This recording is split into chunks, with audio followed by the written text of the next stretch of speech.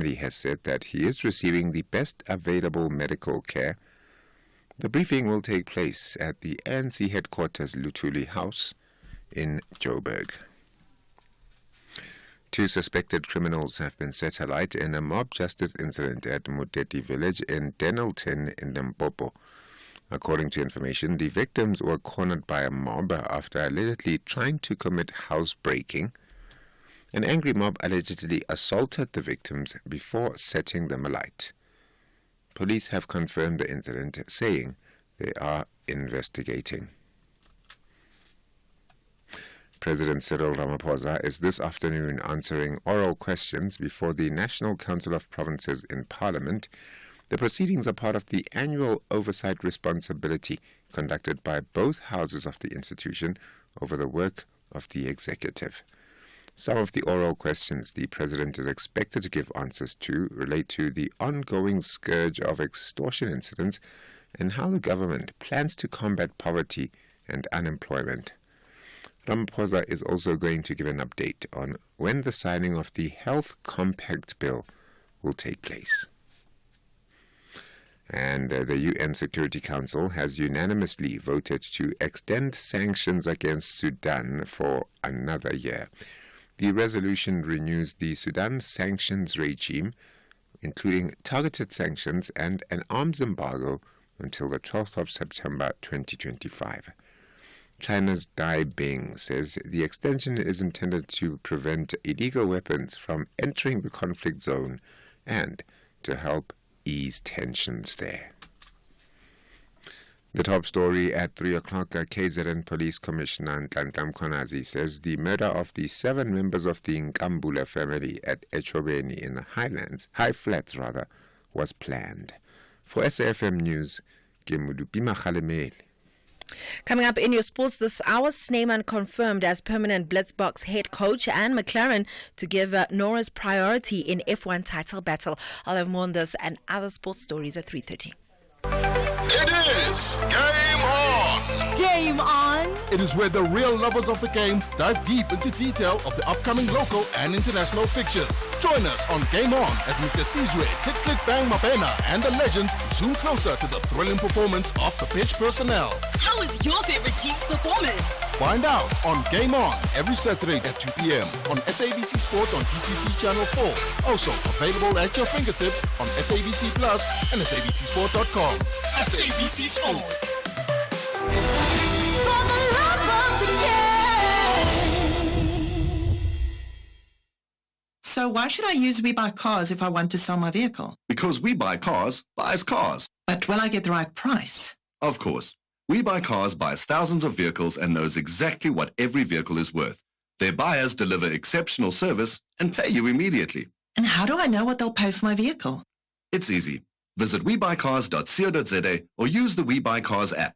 Follow the simple steps and voila, you'll know your car's value in no time. We Buy Cars. Quick, easy, the best.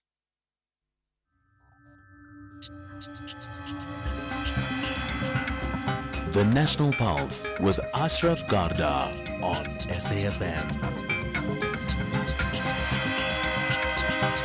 You're listening to the National Pulse. Weekdays, 3 to 6 p.m.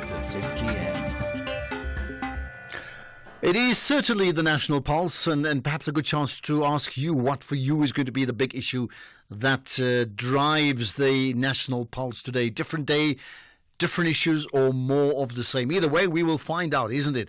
This is the National Pulse. My name is Ashraf Garda. 3 to 6, lots to talk about. Well, one thing absolutely, certainly that the DA leader commenting about the DA's relationship within the GNU is an issue that we must talk about. The Bella Bill, well, that's certainly not going to go away. It should go into law tomorrow, if ever. We will find out about that too.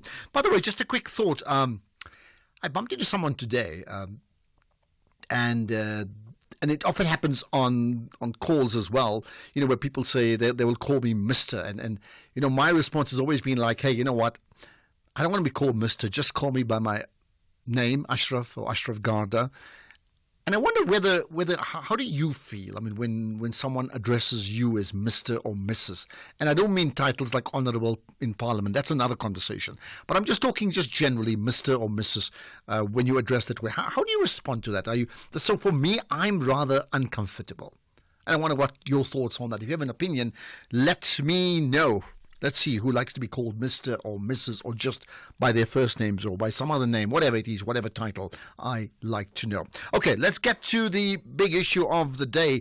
As I said a moment or two ago, certainly the developments regarding the Bella Bill would be top of mind, but by coincidence, perhaps, the leader of the DA, John Steenhuisen, addressed the Cape Town Press Club today, just a few hours ago, and the theme was the party's approach to the government of national unity, right? So during the press briefing, Steenhuisen made the point about the DA's position that President Ramaphosa should not sign the Bella Bill into law. Tomorrow, warning that if it goes ahead, the party will have to consider all its options, including legal issues, right? But he also gave assurances that the DA will not crash the government unless the government, or the GNU in this case, unless the government is crushing the economy or trashing the constitution. Does that sound very ambiguous? We'll find out. Let's get the thoughts of Professor Setulego Matabesi, who is a political analyst and professor of sociology at the University of the Free State. So, Prof. Matabesi, appreciate your time. You are now connected to the National Pulse. All right. Good afternoon, Ashraf, and good afternoon to your wonderful listeners. Thank you. I take it you've spent some time analysing John Steenhuisen's comments at the Cape Town Press Club. What for you were the key highlights? Yeah, well, just to start off, perhaps you've got my title right because I see you referring to titles. But moving away from that, Ashraf, I think we've seen over the past couple of months the posture of the Democratic Alliance, which is very difficult to place whether they are on the right track, because, look, you've got a responsibility towards your party, but overall, where does your loyalty lies within this government of national unity? If every second day there are threats that you're going to leave. But my take is that this is not something new. Even before this government of national unity, the Democratic Alliance has explicitly stated its stance that they completely disagree with this bill. So, but I mean, so therefore, picking up what John Steenhuisen said today, what are the key factors that emerge from his talk that you'd like to comment on? No, one of the key factors is that the Democratic Alliance is, committed to the government of national unity, but they will not become complacent and they will not become party to, perhaps any attempt to try and derail or, shortchange South African voters, where people will now undermine the government of national unity and make decisions that perhaps goes against the spirit of what this formation is all about. But for me also, I get a glimpse that perhaps in future there is a possibility that the Democratic Alliance may just one day call it quits, and that will be very interesting politically wise.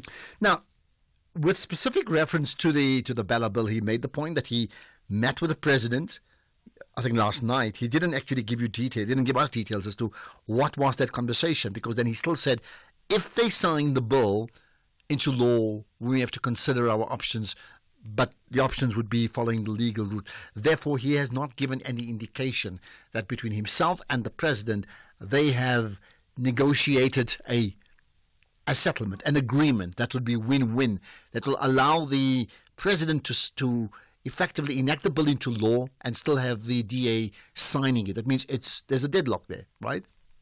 Yeah, no, definitely, because, if there was no deadlock, I don't think you would have made such pronouncements.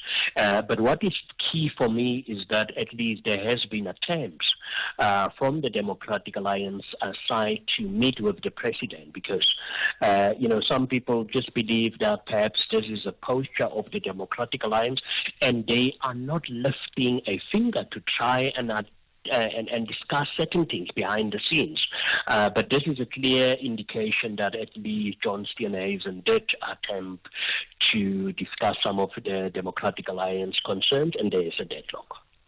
Now, in terms of the what ifs, he spoke about potential legal action, but also suggesting that the DA would remain within the GNU.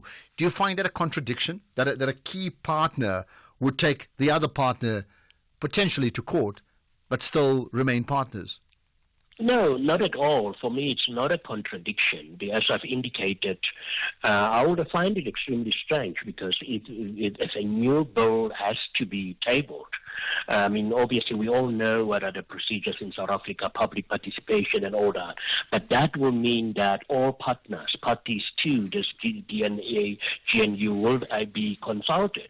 But here we've got a political party, even way before the elections, has highlighted its stance. And I strongly believe that we can't now wish away opposition parties.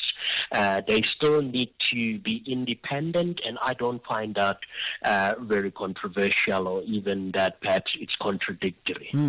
What then, in your opinion, you think will happen if, for example, that the president, under pressure from his own constituency, in the same way that the DA are under pressure from their constituency, so the president goes ahead, listens to John Steenhuisen, as he did last night, but goes ahead and signs the bill into law, and the DA then follows the legal angles to try and overturn that because they believe it's unconstitutional.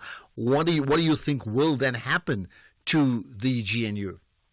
Yeah, well, there's already been pressure. We know the tripartite alliance, COSATU, the South African Communist Party has already placed a tremendous pressure, not only on the president, but also on the ANC. And it will be very interesting, and I think this will now provide them with an opportunity to say, aha, we told you this is what the Democratic Alliance is going to do. And I strongly believe that the president is in a very difficult situation now, because if he does concede and adhere to the demands of the Democratic Alliance, then perhaps there might be pressure from within its own ranks. But at the end of the day, if they don't, we perhaps sometimes also, it's a political game.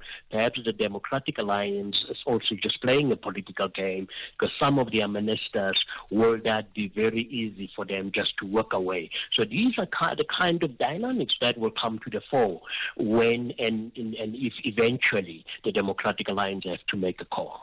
But is it also accurate to say that based upon pronouncements from the ANC and the alliance partners, as you've just referenced, but on the other hand, pronouncements from the DA that they do not want the MK party and the EFF to get anywhere close to power, which is this, that inevitably they can argue on a Monday, they would go to court on a Tuesday, they would threaten each other on a Wednesday and do all sorts of things. But it appears that for whatever reason, destiny has put the ANC and the DA together, and in fact, they will not walk away from each other. It's going to be very difficult, and this is typical of what has been happening in South Africa, where people in the past would have voted for the African National Congress 2-3 days, and then just the next day throw stones against the very same municipalities and run by and managed by the African National Congress. So the same is going to happen here. A lot of talks, a lot of threats, but at the end of the day, because you've got the danger of these looming parties that you've just mentioned, and I don't think the Democratic Alliance, wherever they are, and even the ANC would like to see such a situation, taking precedence in our political landscape. Interesting. John Steenhuisen again made the point today that the GNU is the key to South Africa's success. Do you agree with that?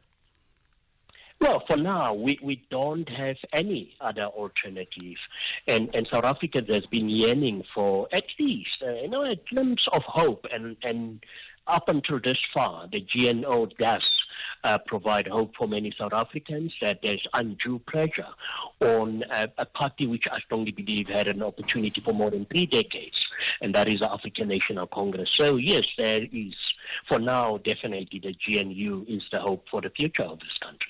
But you think it's the only key? Meaning, for those that are, and people listening, it could be members of significant political parties outside the GNU, in particular the MK party and the EFF, and a couple others too, that feel that, in fact, this move is so retrogressive in terms of it takes South Africa's transformation agenda years back. So how do you square up their position with yours to say it is the key to South Africa's success? I'm gonna disagree with that view because look, in anywhere in the world we may differ. I mean, no one has to agree with me. But fact of the matter is, what is the best alternative now? And for me, the key is. It's not even the phrase that we have called, calling this government, whether it's government of national unity, a grand coalition. That doesn't matter. But fact of the matter is, what we need is civil servants and leaders that ensure that at the end of the day, all these policies that we have are being implemented. And if there are challenges, how do these leaders navigate around all these challenges? And this is one challenge that we have with a new bill. The Democratic Alliance this far has been very consistent. We should allow them. But at the end of the day, for me, this is the best option that we have on the table. What for you, maybe just to wrap up then, for you would be, two things of most significance, which is one, what for you has been the great success feature of the GNU so far? And what for you has been the great failure of the GNU so far? I'm not looking to the future. We're looking at just in the present tense. Well, there are some ministries where I strongly believe that, accountability is not only about making pronouncements every 6 months. They need to take the public into confidence. We've seen the sports ministry. Many people will say Gayton McKenzie is playing to the gallery. But I mean, some of the things that have been happening in that ministry, it just makes you proud to be a South African.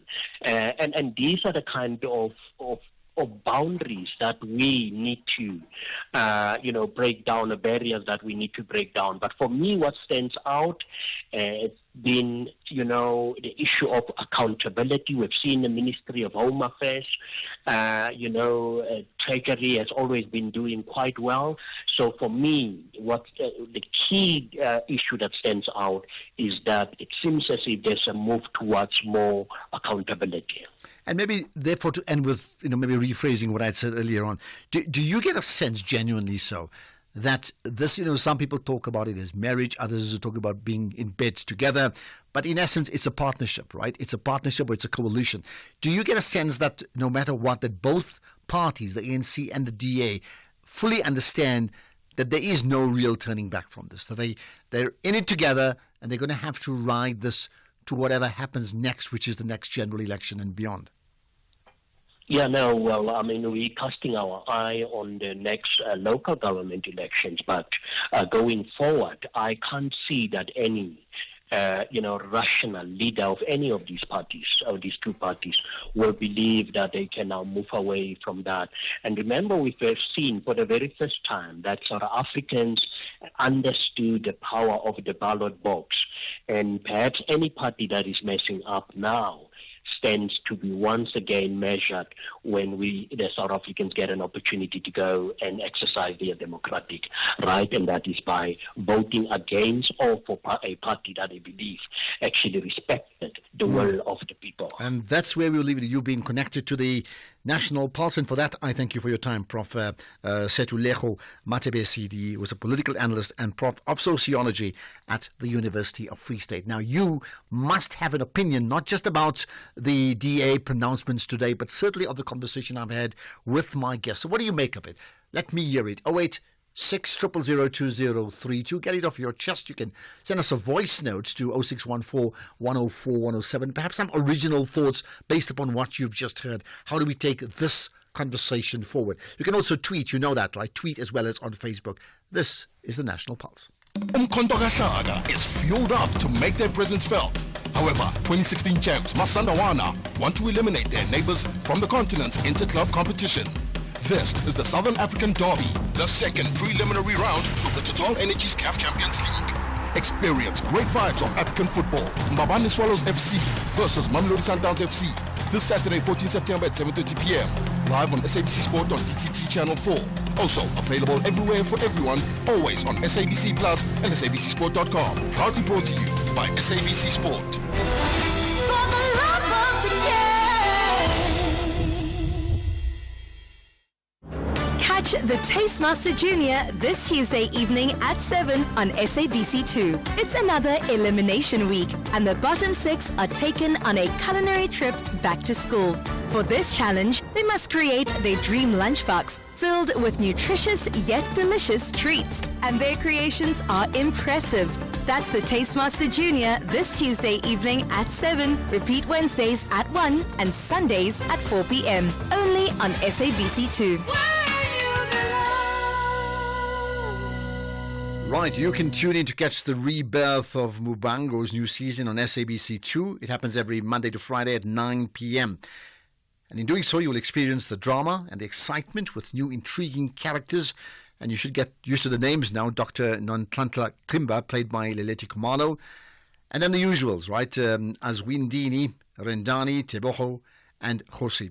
It's a renaissance of new beginnings, love, secrets, and betrayal.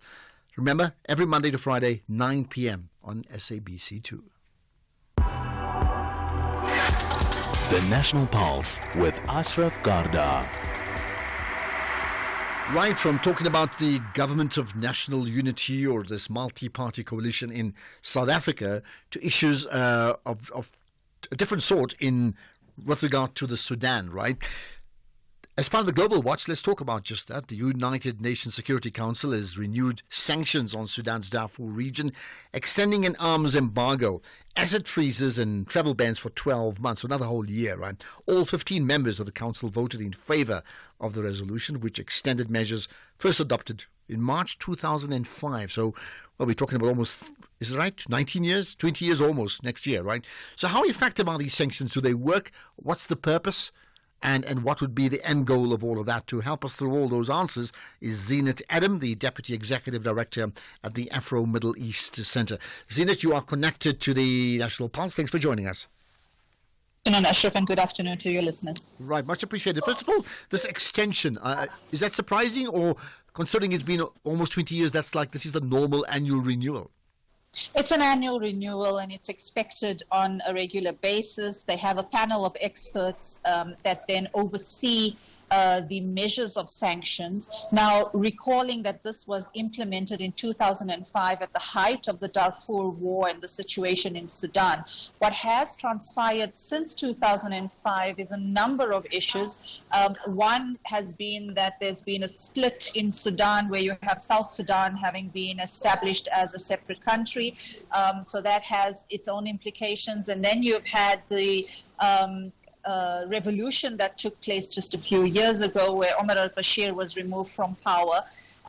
Thereafter, we've had this fighting that's been going on between the Sudan Armed Forces and the RSF, which is the most prominent issue at play right now, causing untold humanitarian chaos, displacing a number of people, and the arms embargo that is placed through these sanctions doesn't quite cover the entire area of Sudan and doesn't seem to have helped in curbing the arms trafficking that is getting to these armed forces.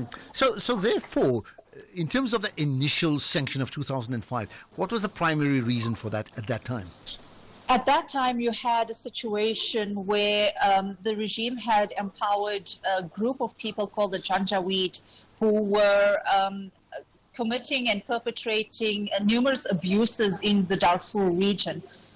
There were Darfur talks that happened thereafter to try and ensure that these issues were resolved and that they were integrated into the greater Sudanese government.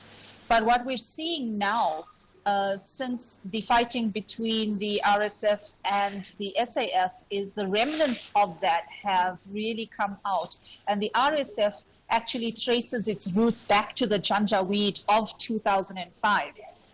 They have their stronghold in that region of Darfur, which is very rich in uranium and in gold. And the understanding that we have right now is that a lot of those resources have been plundered and have been leaving the country illegally. And in return, what we've had reports on from Human Rights Watch and from various other organizations that have been watching flights coming into the region is that there has been trafficking and a proliferation of arms coming from the UAE and from other areas. This is very dangerous, not just for the Sudanese at this stage, but it is also creating a hotbed for conflict in the entire Horn of Africa region. That's so interesting, because if I look back to South Africa's issues of sanctions, where we, as apartheid South Africa, bore the brunt of sanctions in this country, and the bottom line would be to eliminate apartheid, and that ultimately succeeded. So in this case, the fact that sanctions still continue, it does suggest some of the issues that were raised in 2005, and over the years following, we may have had a change of leadership, but in fact the issues remain, which then does question the overall impact of these sanctions, don't they? Certainly, and I think that the craft of the sanctions is very different to what we had during apartheid.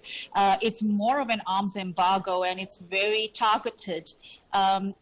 What we've also recognized is that although there's a panel of experts that oversees this, and there has been documented evidence showing various other governments violating those embargoes over the years, there really hasn't been any punitive measures taken in order to show the severity and the seriousness of how these sanctions would be implemented. And so most of these countries that are in violation and are supporting these armed militia in Sudan continue to do so because they benefit from the export and the illegal mining that is taking place there. Okay, so as we wrap up, maybe just two things for you to consider. The country generally is under-resourced, and I understand what you're saying. The sanctions are sort of pointed in certain directions against arms, maybe specifically, right?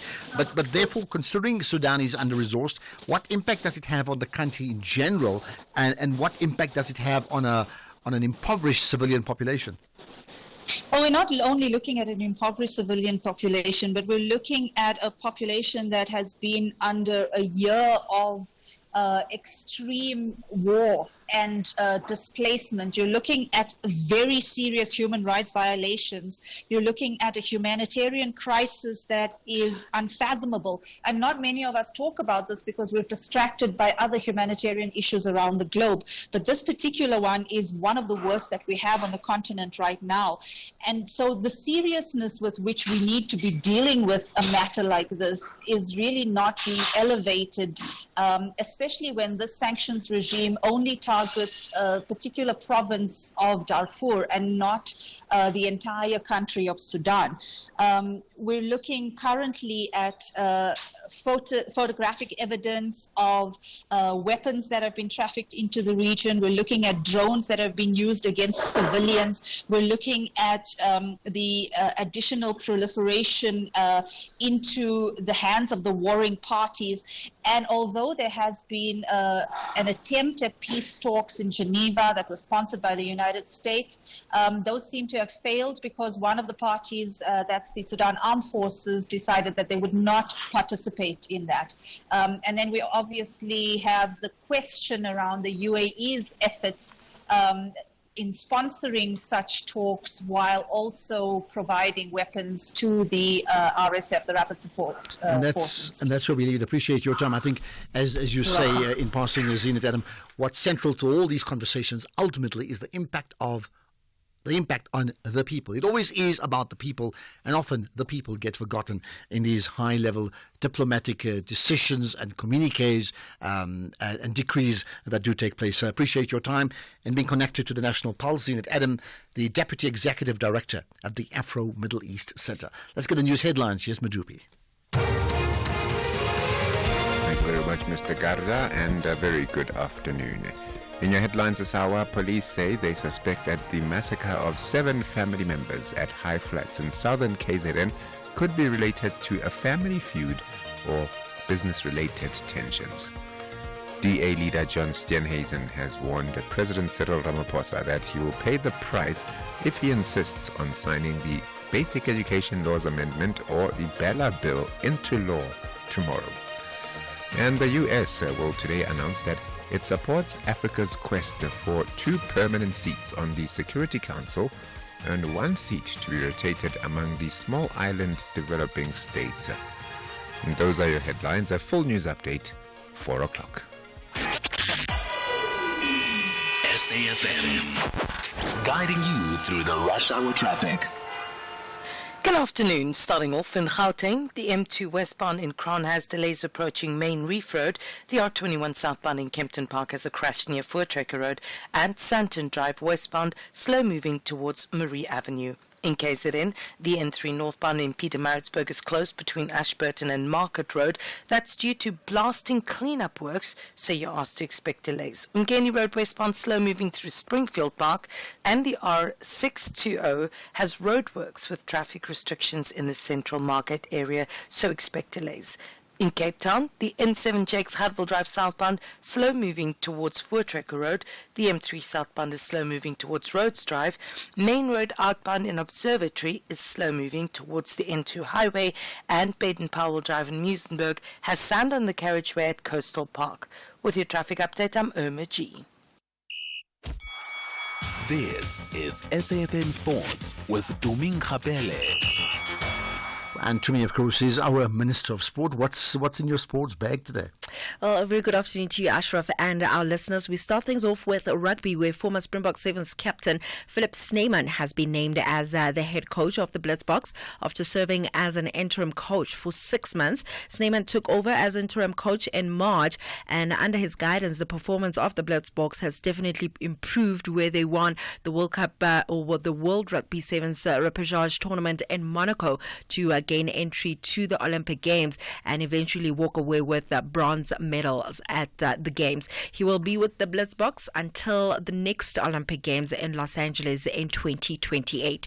Then in football, Jwaneng Galaxy FC head coach Morena Ramoreboledi says that the pressure is on a big team like Orlando Pirates ahead of the CAF Champions League second preliminary round clash. Now, Galaxy will host Pirates in the first leg in Botswana on Saturday in a fixture that will have eyes on as they are facing each other for the second successive season. If you do remember last time out, Galaxy shocked Pirates last season, eliminating them via penalties after winning the first leg at home by 1-0 before losing the second leg 1-0 at Orlando Stadium to force them to penalties. Kickoff for that match is at 4 p.m. Still staying with football, despite lacking the killer instinct in their opening 3 matches so far this season, Mamelodi Sundowns coach Mangoba Mngqithi says that striker Akram Reynolds will not simply walk into the team.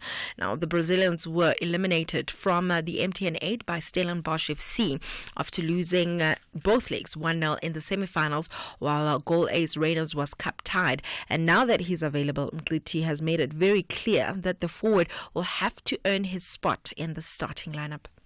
It's a little bit of a tough one, I must be honest, because you also don't want to induce stress and pressure on him. It's very important that we manage that arrival and that integration very well, because it can also destabilize our change room, because sometimes we as coaches, we tend to look down on what we had before other players arrived.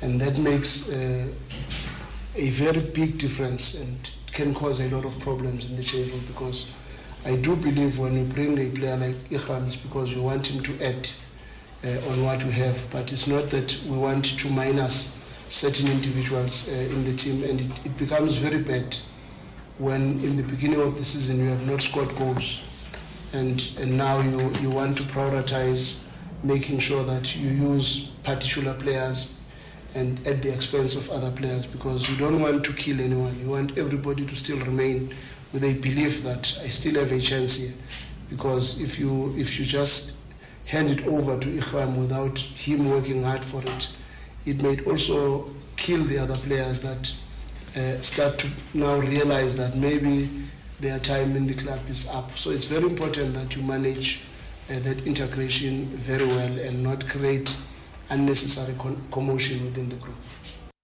Moving on to motorsport, McLaren says that they will give Lando Norris priority over teammate Oscar Piastri in the Formula One championship battle with Red Bull's Max Verstappen. Norris is second overall and 62 points behind triple world champion Verstappen with 8 rounds remaining plus 3 sprint races, while Australian Piastri is fourth and 106 off the lead.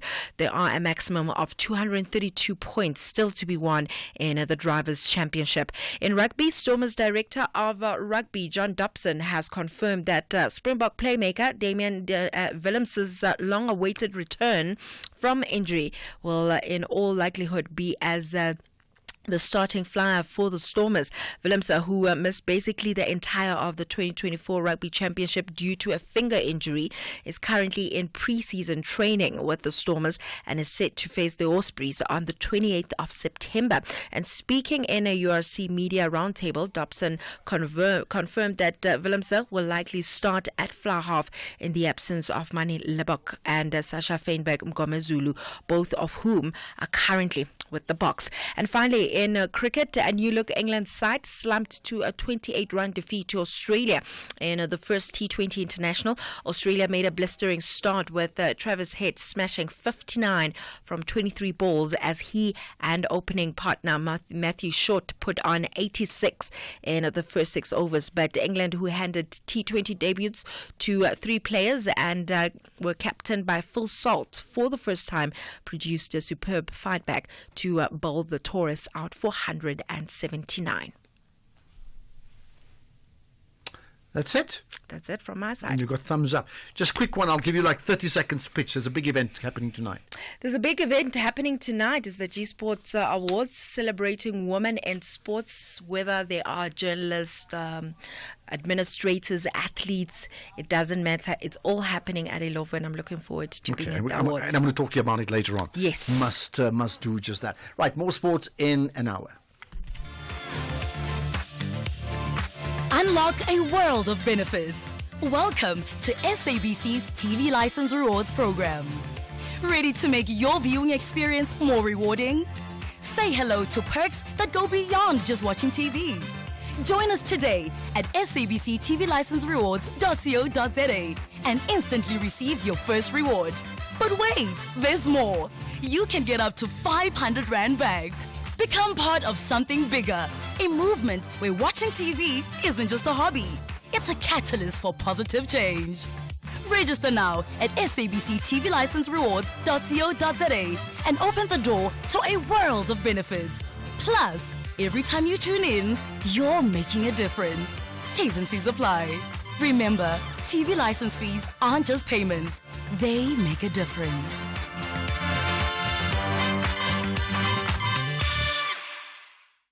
Hey, Mike, congratulations on your retirement. Thanks, Sandile. Are you preparing for it? Yes, but not just for myself. For you and? For me and my employees. Oh. You know, since we moved to Old Mutual Corporate, their retirement funds have not only been safe and secure, but gaining competitive returns through exposure to diverse investment markets. Impressive. Visit oldmutual.co.za/employee benefits and go from questions to solutions for your employees with Old Mutual Corporate. Old Mutual Life Assurance Company SA Limited is a licensed FSP and life insurer. T's and C's apply. After cutting the Buccaneers' continental journey short last season, Botswana Giants, joining Galaxy, want to make beating the black and white outfit a good habit. They meet again, but Sir Rivero's boys plan to take full control at Botswana National Stadium.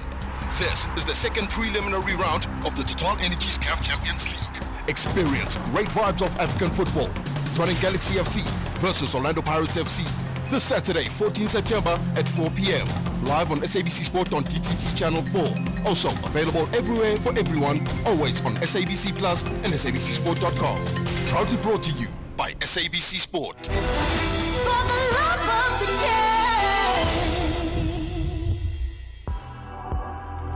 game. X at SFM Radio and at Ashraf Garda. Right, what for you moves the national pulse today? What are the big issues that gets your pulses racing? Let me know, 086 000 2032. You can send me a voice note to this number, 0614 104 107. You can also text us on that WhatsApp number and post on the social media pages, in particular Facebook and the Twitter platform or the X platform. Just tweet us there, hashtag The National Pulse. We're still coming up in a few minutes' time. There's an issue about arrests being made around work permits in Emalakhleni. We'll talk about that pretty shortly, and we'll chat to the advocate of Pastor Paseka Imboro. That comes up in a few minutes' time. But let's get your thoughts on some of the big issues that we've been covering so far, right? So here's one of them that I raised as the opening. Hi, Ashraf. Great show. Me too. I'm not in favor of people referring to me as Mr. Absolutely not. But my pet hate is when younger people refer to me as Oom. Yeah, okay, I am 67, but hey, don't call me Oom. Call me by my name. Okay, Ashraf, go well. Ciao. Well, there you are. I mean, you're quite right. I mean, you don't want to be called worm well before your time. Absolutely not.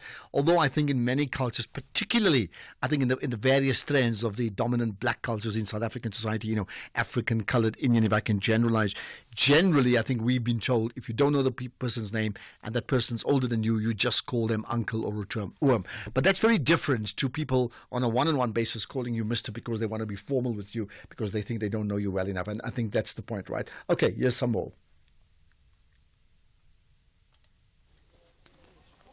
Good afternoon, SAFM. No, Mr. Ashraf, we must say Mr. Those are the people who studied under apartheid, where there was respect, there was law. So you can't allow a 7-year-old calling a 60-year-old man with his own name without starting with a Mr. or Miss or Mrs. That was the respect. But unfortunately, under democracy, they say you are all equal. Even kids can call you Ashraf, which is not right. Respect was number one, but democracy has brought all the kind of evil that you see in South Africa. As you can see in Durban now, they've just killed 7. It's all kind of evil. But when you say mistake, it's the respect for mankind. Thank you. But you're saying so many different things. I mean, let's get to the end part. You're saying, democracy had brought these evils as if apartheid didn't, okay? That's the one thing, and you refer to the killings today. On the other hand, you talked about a 7-year-old child calling people by their first names. No, that I agree with you. I think I'm talking about people of similar ages. I'm absolutely for if a person's young, a 7 or 10-year-old speaking to a 40-year-old, they must call them uncle and aunt. They must do that. But I'm talking about people who are your peers, or people that you connect with in at events, and they would call you Mr. out of formality when they would be, well, there's no uncle and aunt or uncle and nephew type of relationship. Not at all. That's what I'm referring to, okay? But I'll just check, there's a couple more that we have, particularly on the one issue that we covered as the opening story. Afternoon, Ashraf. You know that the A thinking that if they pull out on GNU, the government will never continue. There are parties who are waiting for TA to be out. Once it's out, those parties, they are coming in.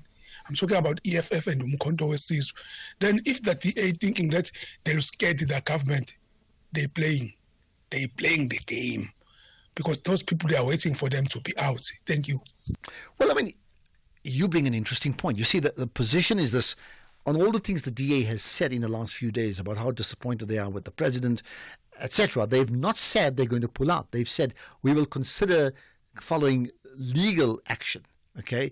But we will continue within the GNA. So where it's come up that the DA has said they will quit the GNU, I don't know, but there's been a lot of wild speculation about that. It may happen. I'm not saying it won't happen, but they've not actually said that, not in their statements, not in the conversations I've had with their spokesperson, not anywhere else. And yet, that's what we think. And in terms of, do they think that the whole thing will collapse? Well, look, logistically it will collapse because that means the DA has the balance of power in terms of the ANC being in parliament.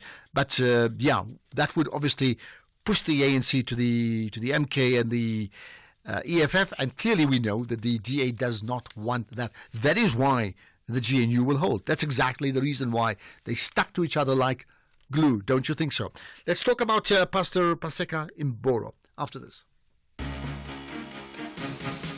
Across South Africa, online and on radio. SAFM, let's talk. Okay, let's get to news about, you've been certainly following the story, the self-styled prophets, Pastor Mboro, together with, two people, not just the pastor, right?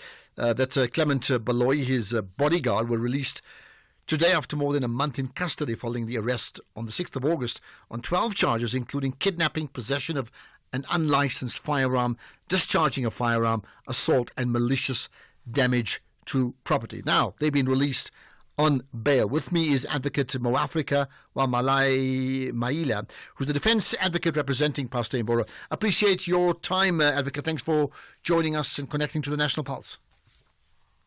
Thank you so much for hosting me, and I greet all your listeners at home.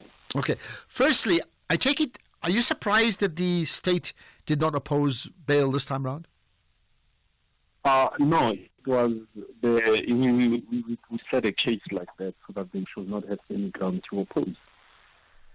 Because we started first by challenging the schedule of the charges. Okay, we're not hearing you very clearly. Maybe you can speak up a little bit just so that we can get what you're saying. I'm saying it is not a surprise on our side that it happened like that.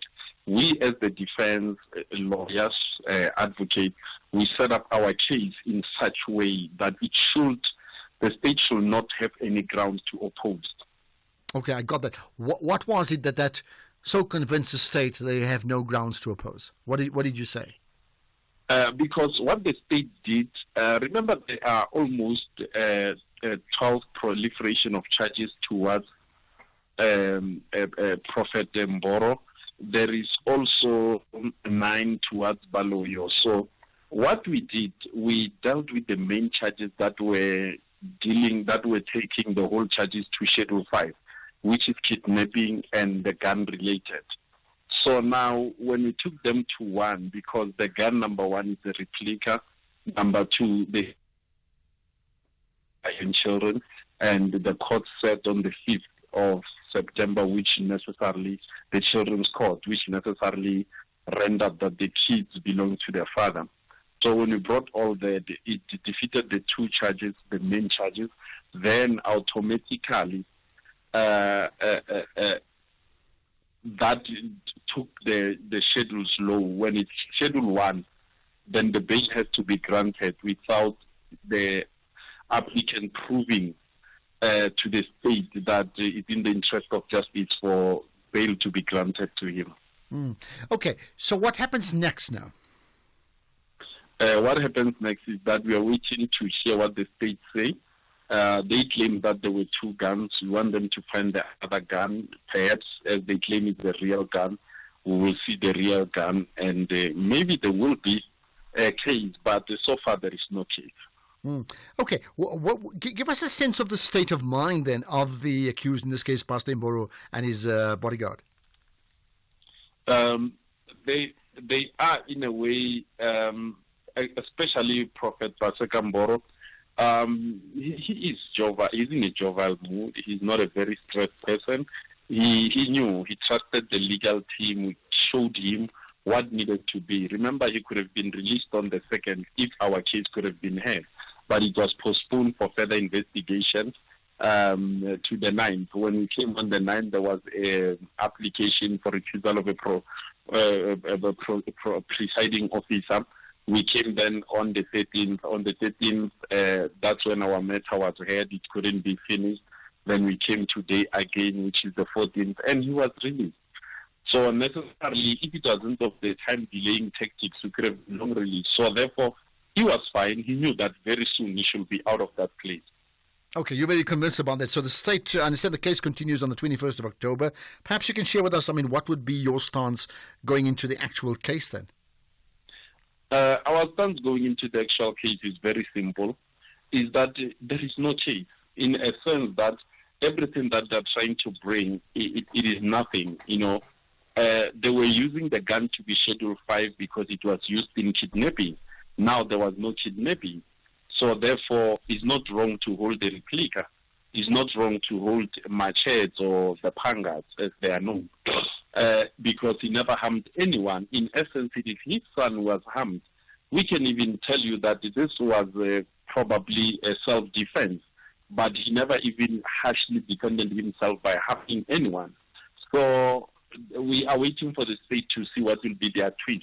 But in a simple and easy way, we don't have too much work. We have even today agreed to reduce the legal team and make it let's just more put that on. legal. Let me just get you. Okay, that's where we can leave it. Appreciate your time. Thank you so much for that, Advocate. At Specsavers, we're committed to offering affordable and professional eye care. That's why we're offering 1,500 Rand worth of savings with our winter promotion.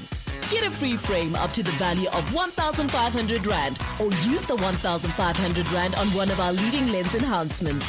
To qualify, simply purchase a comprehensive eye examination and prescription frame and lenses. Book online or call your nearest store today. Specsavers for affordable eye care and a whole lot more. T's and C's apply. There's no road our buckies haven't travelled on. Roads to new beginnings. Roads to many firsts. Enjoy your day at school. Roads to delivering precious cargo. Breathe, honey. We're almost there. Even roads to saving the day. Hey, on. We're going to have to tow you. With every road that we've travelled for 45 years, we are what a buckie should be. Bold, capable and reliable. Introducing the new limited edition D-Max 45, equipped with everything you need for every kind of adventure. Isuzu, with you for the long run. Umkhonto kaShaka is fueled up to make their presence felt. However, 2016 champs Masandawana want to eliminate their neighbors from the continent's inter-club competition. This is the Southern African Derby, the second preliminary round of the Total Energies CAF Champions League. Experience great vibes of African football. Mbabane Swallows FC versus Mamelodi Sundowns FC. This Saturday, 14 September at 7:30 p.m. Live on SABC Sport on DTT Channel 4. Also available everywhere for everyone, always on SABC Plus and SABCSport.com. Proudly brought to you by SABC Sport.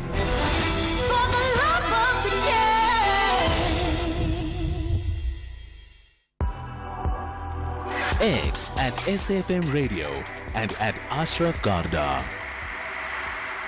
We are going to find out more about the actual nuts and bolts of the Bella Bill. Not so much what the DA thinks and not what the ANC thinks, but in terms of what does it actually say? Because we get caught up with the political sideshows in terms of who said what.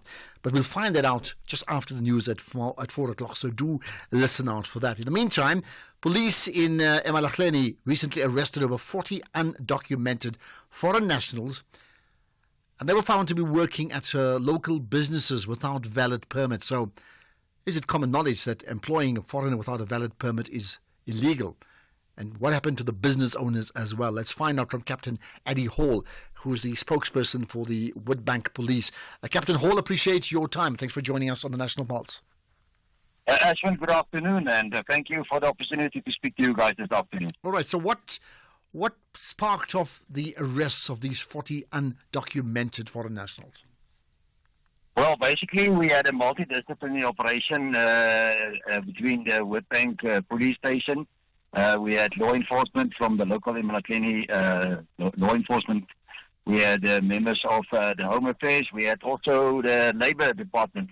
So the area that we specifically focused on was our central business area, which is also the area where we have high risk of crime at this stage. We have that's our red hotspot areas that we have in crime, and we decided to look at specifically foreign nationals that are working in shops in the central business area. So on Friday, the 6th of September, we had this multidisciplinary operation in the CBD, and we visited all the businesses down there, which was also now run by a lot of foreign nationals. And yes, then we found in all the shops in total, we had 24 women and 40 men that were undocumented. They were arrested and they were taken to the police station, and they were then cases were opened against them for illegal immigrants in South Africa. Mm-hmm. And then we are currently in the process, Department of Home Affairs, we're at the police station this morning to do the documentation to deport them back to Zimbabwe and Mozambique, where most of them are originated from. Okay.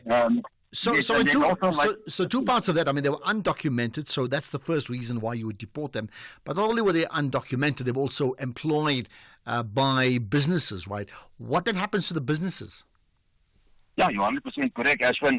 Remember that Immigration Act, Section 49.3, of the Immigration Act is clearly to say that if you provide anyone knowingly is an illegal foreigner, and you then employ them, you then violate the Immigration Act, and then you can get a fine or you can get a 1 year sentence imprisonment if you employ these foreign nationals without. I think what's important here, Ashwin, is that we are trying to give the message through to the business owners that the onus falls upon the employer to make sure that the people that he employs have the necessary documentation. What we found on Friday, that most of them said, no, but we didn't know that, we must check it. It's not our responsibility, and the Immigration Act is very clear to say that the onus falls on the employer to make sure that the people that you employ have a South African ID. If they don't have IDs, they have passports. If they have passports, do they have workers' permits that are legally in South Africa? Or is it, in this case, they didn't even have workers' permits. They were just illegal immigrants and they were arrested. All right, so therefore, yeah. I mean, the 40 foreign nationals, they'll get deported. That story is finished and clear. I understand that. Yeah. What then does happen to the employers in terms of the workplace? At this stage, with our operation on Friday, the employers got fines by the Department of Home Affairs, who fined them specifically for under Section 49.3 for employing foreign nationals and knowingly that they were without the necessary documentation. So the fines that they were given was between 5,000 and 10,000 rand, and so they get fined. And as I say, they can also get we can also arrest them and open cases against them, and they can get a sentence for up to 1 year imprisonment. But will you arrest them, or you may, but you may not? We definitely we're going to have follow-up operations, and if we definitely find that this continues, we will arrest them. Have there been arrests in the past with regard to employers? In Witbank, we had arrest in November of a certain security company in Witbank that employed foreign nationals, and he was arrested. And on the Friday, he went to court on a Monday under Section 49.3 for specifically employing foreign nationals without the necessary documentation. Yes, so your question answered, we did in the past, and we will do it again. Okay, and that's where we leave it. Captain Eddie Hall, the spokesperson for the Witbank Police. And that in relation to the news coming out of eMalahleni over the weekend of 40 undocumented foreign nationals who now, when they were arrested, they're going to be repatriated back to their home countries. But also the businesses have been fined who've employed them without valid permits. It's an interesting one in terms of not interesting. I think it's you just wonder about the controls that have happened or the lack of controls over so many issues. But the point that made by the captain Eddie Hall is like the onus is on the employer to ensure that that person who is employed by that business is in a position of complying with the regulations of the country. And I just wonder, if you want to be anonymous, that's fine, but have you ever done that? Have you employed foreign nationals and just take it as a given that the fact that they're in the country, that it's all fine and it'll check out, and you're just so happy that they're employed by you, and often I would think at low-level jobs that you're just fine? Or has your approach been consistent with what Captain Eddie Hall has said? If that's the case, either way, I would love to know, because, this is the national pulse, and these are the issues that gets the pulse racing, isn't it? WhatsApp, text 0614 104 107. Otherwise, to call in 086 000 2032. Let's get to your point. It's 4 o'clock. Here's the news with Matupi.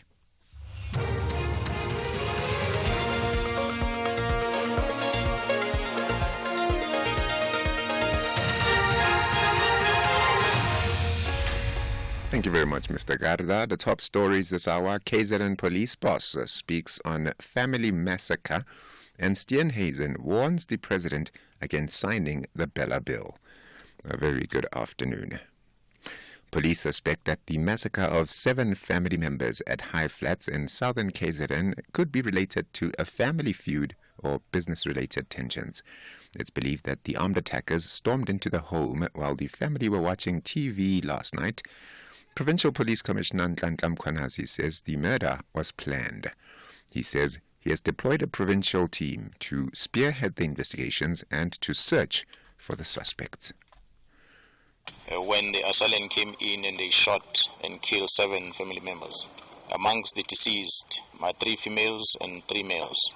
The eldest being about 55-year-old, the mother of the house, The information that we received, we picked up on the scene, there was a total of about 25 bullets that were used, 18 cartridges and 7 bullet heads that were found in this crime scene. And we are convinced as a police that it was an execution, it was a planned murder, because it was just an execution and some of them were shot while lying down on the head. DA leader John Steenhuisen has warned President Cyril Ramaphosa that he will pay the price if he insists on signing the Basic Education Laws Amendment or the Bella Bill into law tomorrow. He says his party will consider its options on the way forward if the bill is signed. Steenhuisen has warned that his party holds the balance of power in the government of national unity. He says the Bella Bill could spell damage to the country. What we will not do is to shy away from conflict when we are confronted with serious and lasting damage to our country or its constitution or the things that underpin our democracy. We do not believe that the President should sign the Bella Bill into law tomorrow.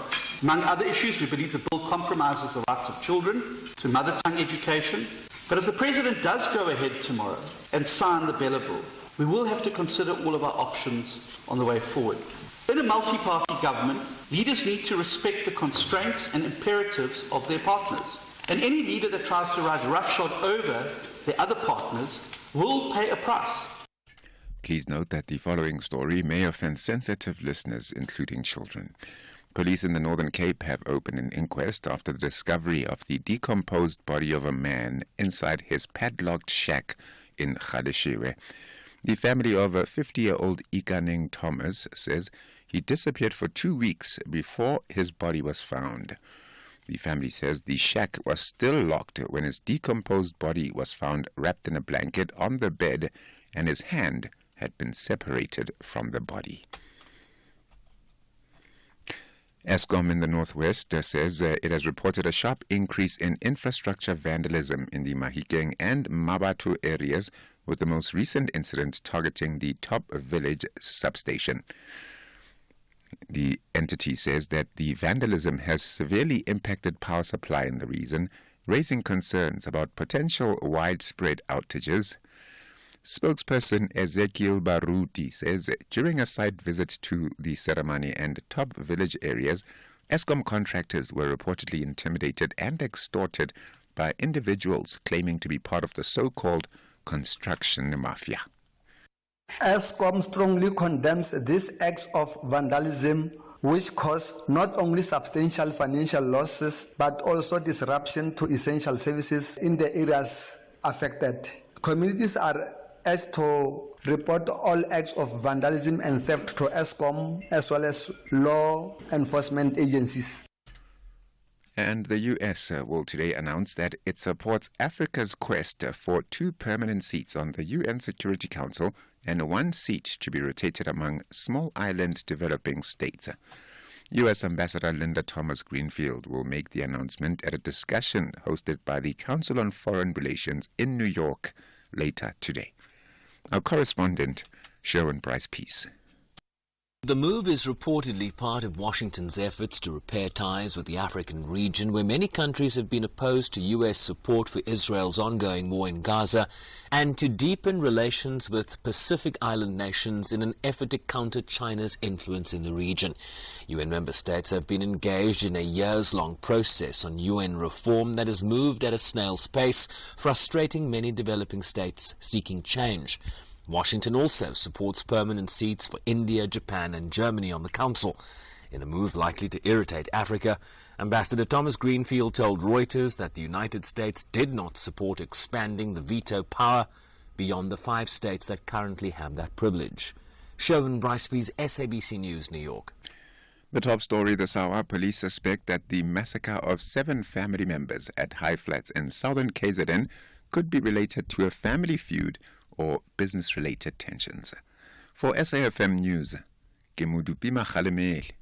In sports this hour, injury woes delays Sneeman's Leinster start, and Arteta inspired as he extends his contract with Arsenal, while the G Sports Awards are this evening. More details at 4:30. SAFM, guiding you through the rush hour traffic. Good afternoon. Starting off in Gauteng, the M1 southbound in central Johannesburg is slow moving towards Crown Interchange. The M1 northbound in Melrose has a crash reported near Athol Oaklands Road. Baysnodere Drive westbound in Cresta is queuing at Judges Avenue, and the N1 northbound in Midrand has a crash after Allendale Road exit. In KZN, Cassie Road in Hillcrest has roadworks reported with traffic restrictions between the M13 and the N3 highways. Truck congestion reported on multiple routes in the Bayhead area, so you're asked to expect delays. Umgeni Road westbound is slow moving through Springfield Park. In Cape Town, the N2 Nelson Mandela Boulevard outbound is slow moving towards Hospital Bend. The N7 Jakes Hadville Drive southbound is queuing at Voortrekker Road. The M5 southbound slow moving at Milner Road, and the M3 southbound slow moving towards Rhodes Drive. With your traffic update, I'm Irma G. For 18 years, Kumbulekaya has been fostering healing through forgiveness and reconciliation. Are you asking me that? Yes. I grew up without a mom. So what happened to your family? What family? You are my family. What happened to you? Witness as families forgive one another and reunite after a long time. Catch the new season of Kumbulekaya on SABC1 every Wednesday at 9 p.m. Welcome to the team, Andile. Thank you. What will be your first order of business? Well, ensuring our greatest assets are taken care of. Our vehicle fleet? No, our employees. You see, I want them to feel confident in our company's employee benefits, and Old Mutual Corporate is perfect for that. They take care of everything, from retirement benefits to health and group risk solutions, consulting, and more. Visit oldmutual.co.za/employee benefits and go from questions to solutions for your employees with Old Mutual Corporate. Old Mutual Life Assurance Company SA Limited is a licensed FSP and life insurer. T's and C's apply. The students, UJ ladies, want to ensure that they secure 3 points to stay close to the heels of second-placed UWC ladies. However, Copperbelt ladies plan to fasten their belts tight and escape from the bottom half. This is the Hollywood Bet Super League. Catch them Mzansi Queens of the beautiful game. UJ Ladies FC versus Copperbelt Ladies FC on Saturday, 14 September at 11 a.m. Live on SABC Sport on DTT Channel 4. Also available at your fingertips on SABC Plus and SABCSport.com. Proudly brought to you by SABC Sport.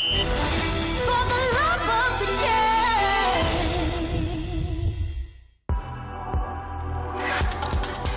game. The National Pulse with Ashraf Garda on SAFM. You're listening to the National Pulse, weekdays 3 to 6 p.m. So much more to talk about. We will certainly touch on the further reaction to John Steenhuisen's speech today at the Cape Town Press Club, particularly with reference to the GNU and the ballot bill, and we get further reaction on that as well. Also looking forward to the conversation around Apple taking hearing loss seriously. They've announced that their iPods Pro 20 will feature a software-based hearing aid capability. Now that is really, really important news, okay? And there's developments around the Department of Basic Education cancelling the 10 billion rand school feeding scheme tender. What does all that mean? We'll chat about that pretty shortly. Now, you know that. It's, whatever it is that moves the National Pulse, you're the key driver of that, and you do that when you call in. Short, sharp calls, please welcome 086 000 2032. You can send me a voice note. Try and limit it to 30 seconds. It really helps. 0614 104 107. You can also text us too, but also post on some of the social media platforms, in particular the X or the Twitter platform, as well as on Facebook. And you can follow me too, by the way, Ashraf Garda. Someone said, please spell out your name. So the Ashraf is spelled ASHRAF. You got that? ASHRAF. And the surname GARDA. Well, that's spelling out my name. What about spelling out the ballot bill? So as it stands, never mind what the DA may say or may not say, the President, Ramaphosa, is due to sign the Basic Education Laws Amendment Bill, the ballot bill, into law tomorrow, unless something dramatic happens. So outside the political positions of different parties, right, what exactly is the ballot bill? That means, what are the key factors around it? What are the facts? What are the myths maybe around it that we need to understand? So we thought, let's find out more about it with Demichelle Patherbridge, who's a senior attorney at Section 27. Thanks for connecting to us here on the National Pulse. Oh, good afternoon. Thanks so much for having me. Thank you. Well, so I think this is an important conversation. The ballot bill, and you've probably got 4 or 5 components of it. what are the facts? What is the fiction? Perhaps let's go one down from top to bottom. Right. So, I mean, in terms of some of the myths that have been circulating around it, and I think something parents have been very concerned about, is that the billable was going to somehow authorize departmental staff or teachers to get involved with learners who were pregnant, particularly, and compelling them to have abortions or to try and manipulate the decisions they make around their pregnancies and any kind of notifications that parents would have, and try and compel them into making decisions they don't want to. So it's been dubbed a bit of an abortion bill, and this is definitely a big myth. It's completely untrue. There is reference to learner pregnancy in the billable, but that reference really talks about the minister's ability to make regulations on how learner pregnancy is managed in public schools. And the minister's power to do this is very common. It's already in the South African Schools Act, which the billable is going to amend. So it's something she's always been able to do on issues around education. And in this case, it just says that she's allowed to make regulations around the management of learner pregnancy in schools. Okay, so outside the facts of the myths and the facts, would you give that one a tick to say that's a good move? Yes, I think it's a good move. As a law clinic, we see a lot of discriminatory practices around learner pregnancy. We see pregnant learners being excluded from education all the time. And to have regulations that really give guidance how schools are supposed to do this in a non-discriminatory way are excellent. There are already policies around this for the DBE, and there is no indication in those policies as they are that they're trying to compel learners to make decisions, forced decisions around abortions. So we're pretty confident that the regulations won't do that, and in any event, they must pass constitutional muster, so they won't be allowed to do that in any case. Okay, let's get to the next one. There's a lot of concern that the billable is going to take away powers from school governing bodies and hand powers over to the heads of department. And we know that these tensions have been coming for a long time, and that school governing bodies have fought for a long time for their powers to make certain decisions around schools. But a lot of these concerns are unfounded. Then we see these debates particularly on the issues of admission policies and language policies. And as the billable stands now, they do not take away those powers from SGBs. SGBs are still allowed to determine language policies and admission policies. But what the billable does is really draws the bill closer to what courts have been saying around these issues. These admission and language policies have historically been used to exclude learners. Usually it's on the basis of race, and it's been disguised as admission issues or language issues. And so the courts have made certain decisions to make sure that there are checks and balances, and the billable tries to move the law closer to this. So if we can break that down then into two. So one, you're saying that powers that are given to the SGU, the myth is that it's going to be stripped, and you're saying that's not the case. That's true.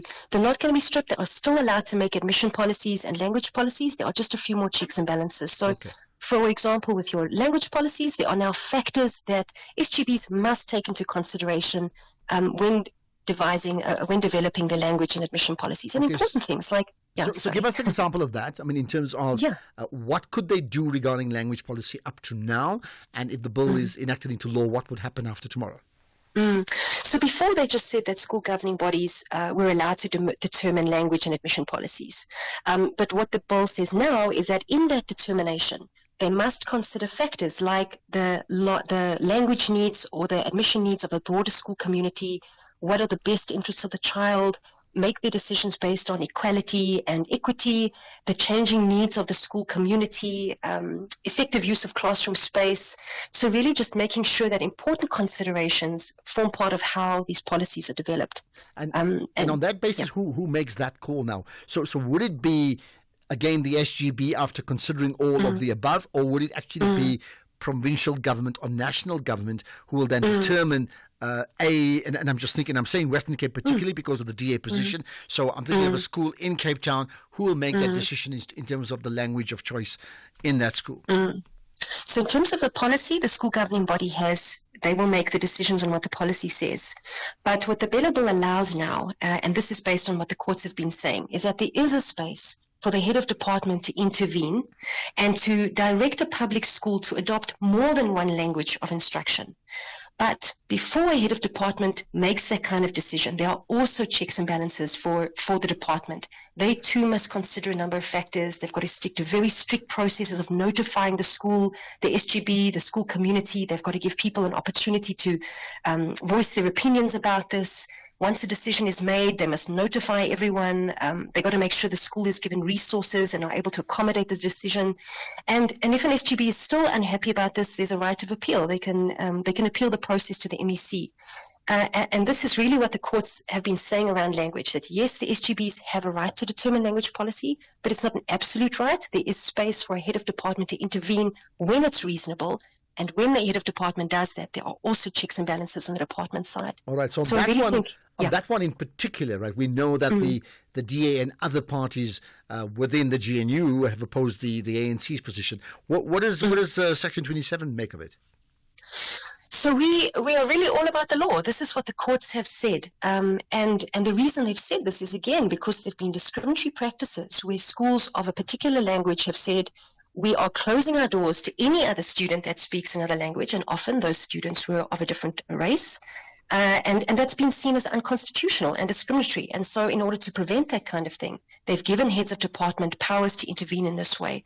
So we think it's a very great improvement, especially because we've seen a lot of discriminatory practices at this level. So the alarmist tendency of some parties, you would disagree with that? We would disagree with it, particularly because we have courts' rulings to back us up. Okay. What else? It's very similar for admission policies. So school governing bodies have authority to determine their own admission policies. But again, what the Bella Bill does is pushes in these factors that must be considered with an admissions policy. However, when it comes to admissions, the head of department has the final say. And I know that people will think this is, again, overriding power. It should be power, but we've also seen plenty of discriminatory practices in this. And what the Bella Bill does is, yes, it allows the head of department to have the final say, but again, the head of department must be accountable. It must give reasons. There are appeal processes that school governing bodies can enter into if they're unhappy, that parents can enter into if they're unhappy. So the whole point of that is that admission policies are applied in a flexible manner to make sure that there is as much access to education in schools as possible and that learners are not excluded just because of an admission policy. So that's something we'll see as well in the Bella Bill. All right. Is there anything else finally? Yes, so finally, parents are very worried that particularly something called comprehensive sexuality education is somehow going to find its way into the curriculum because of the Bella Bill, and that the Bella Bill is opening up the floodgates to this in our curriculum. And this is also a very big myth. Before there's any change to a curriculum, it needs to go through particular processes. It's usually the minister that will publish something, will publish this kind of amendment after very strict processes and consultation processes. So parents don't have to worry about things like sexuality education just suddenly coming into schools without any warning, particularly for younger learners. There are processes that must be followed, and the Bella Bill does not open up these doors at all. It's something that lies with the minister, and there are a lot of strict processes she must follow before curriculum is changed. Okay, you don't have to answer this question, but you wonder then why there's been so much alarm from so many sectors of society, not just the DA, but others as well, including religious sectors, about saying, well, that's it, we have no rights on these issues any longer. Perhaps an issue we will follow up later on. But maybe just the last thing to you, right? In terms of the school governing bodies, now we know historically, especially in what is called traditional Model C schools, these governing bodies have played a very important role in terms of establishing a great partnership between community and school, and therefore to the success of the schools.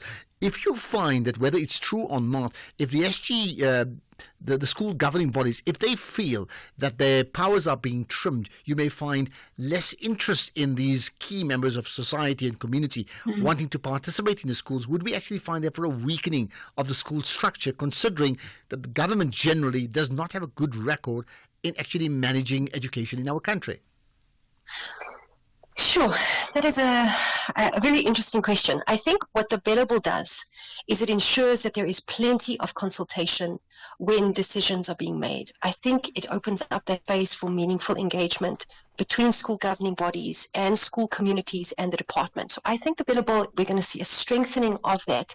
It's just important that this is implemented. And I think that's going to be key here, that government officials are open to this engagement, that school governing bodies are open to this engagement, and importantly, that the school communities and the parents know that they're entitled to this now and that they demand that kind of engagement. And that has been the most enlightening conversation, I think. So, Demichelle Patherbridge, thank you for your time. Really appreciate you giving up all the information you've given. That gives us a better insight into the important insights of what the ballot bill is made of outside the political rhetoric that takes place between the different parties. So thank you for your time. Thanks so Demichelle much. Patherbridge, Senior Attorney at Section 27. We'll have a podcast of that conversation up, as well as many other podcasts of all the other conversations up within a few minutes, in fact. So look out for it on safm.coza. We'll probably tweet it as well.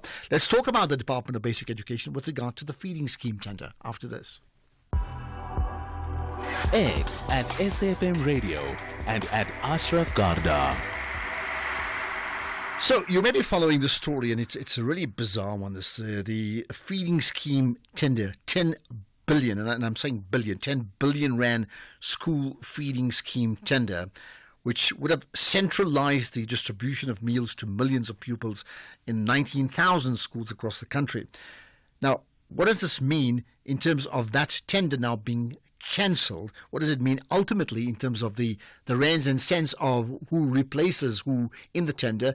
But in practical terms, considering it's a feeding scheme tender for school learners, what happens to the school children? Are they now at risk of not getting a much needed meal? Let's get the thoughts of the Department of Basic Education spokesperson, Elijah Mslanga. Thank you for joining us on the National Pulse. Ashraf, good afternoon. Thank you so much for having us. Much appreciated. Okay, so firstly, let's break it down into two, okay?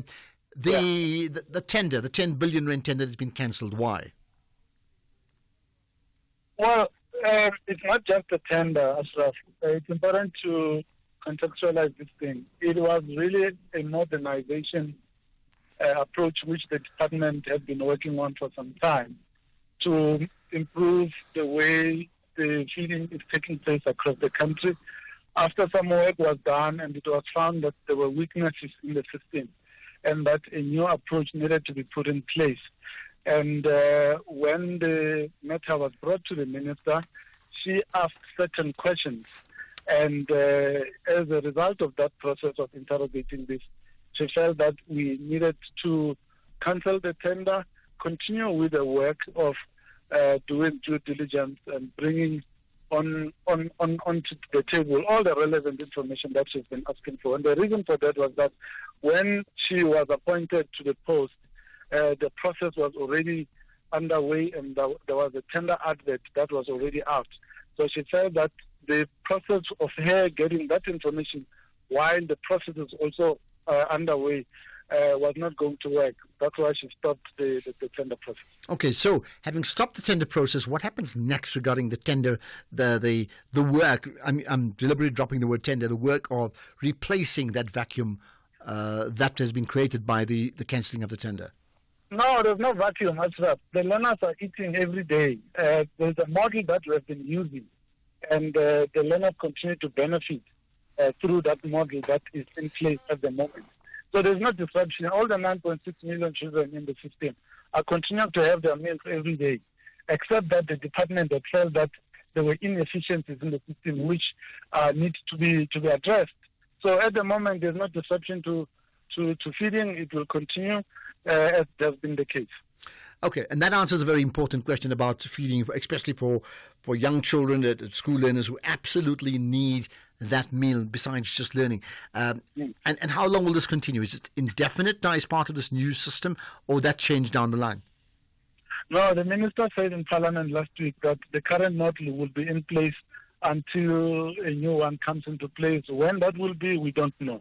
So at the moment, we focus on feeding the children so that there's no compromise. Okay. That's why we also appreciate this opportunity to set the record straight, because you are not the only one, but other media practitioners as well have this narrative that there is going to be disruption in terms of the feeding, which is not correct. So feeding continues as normal everywhere else across the country. Why do you think there's been this misconception?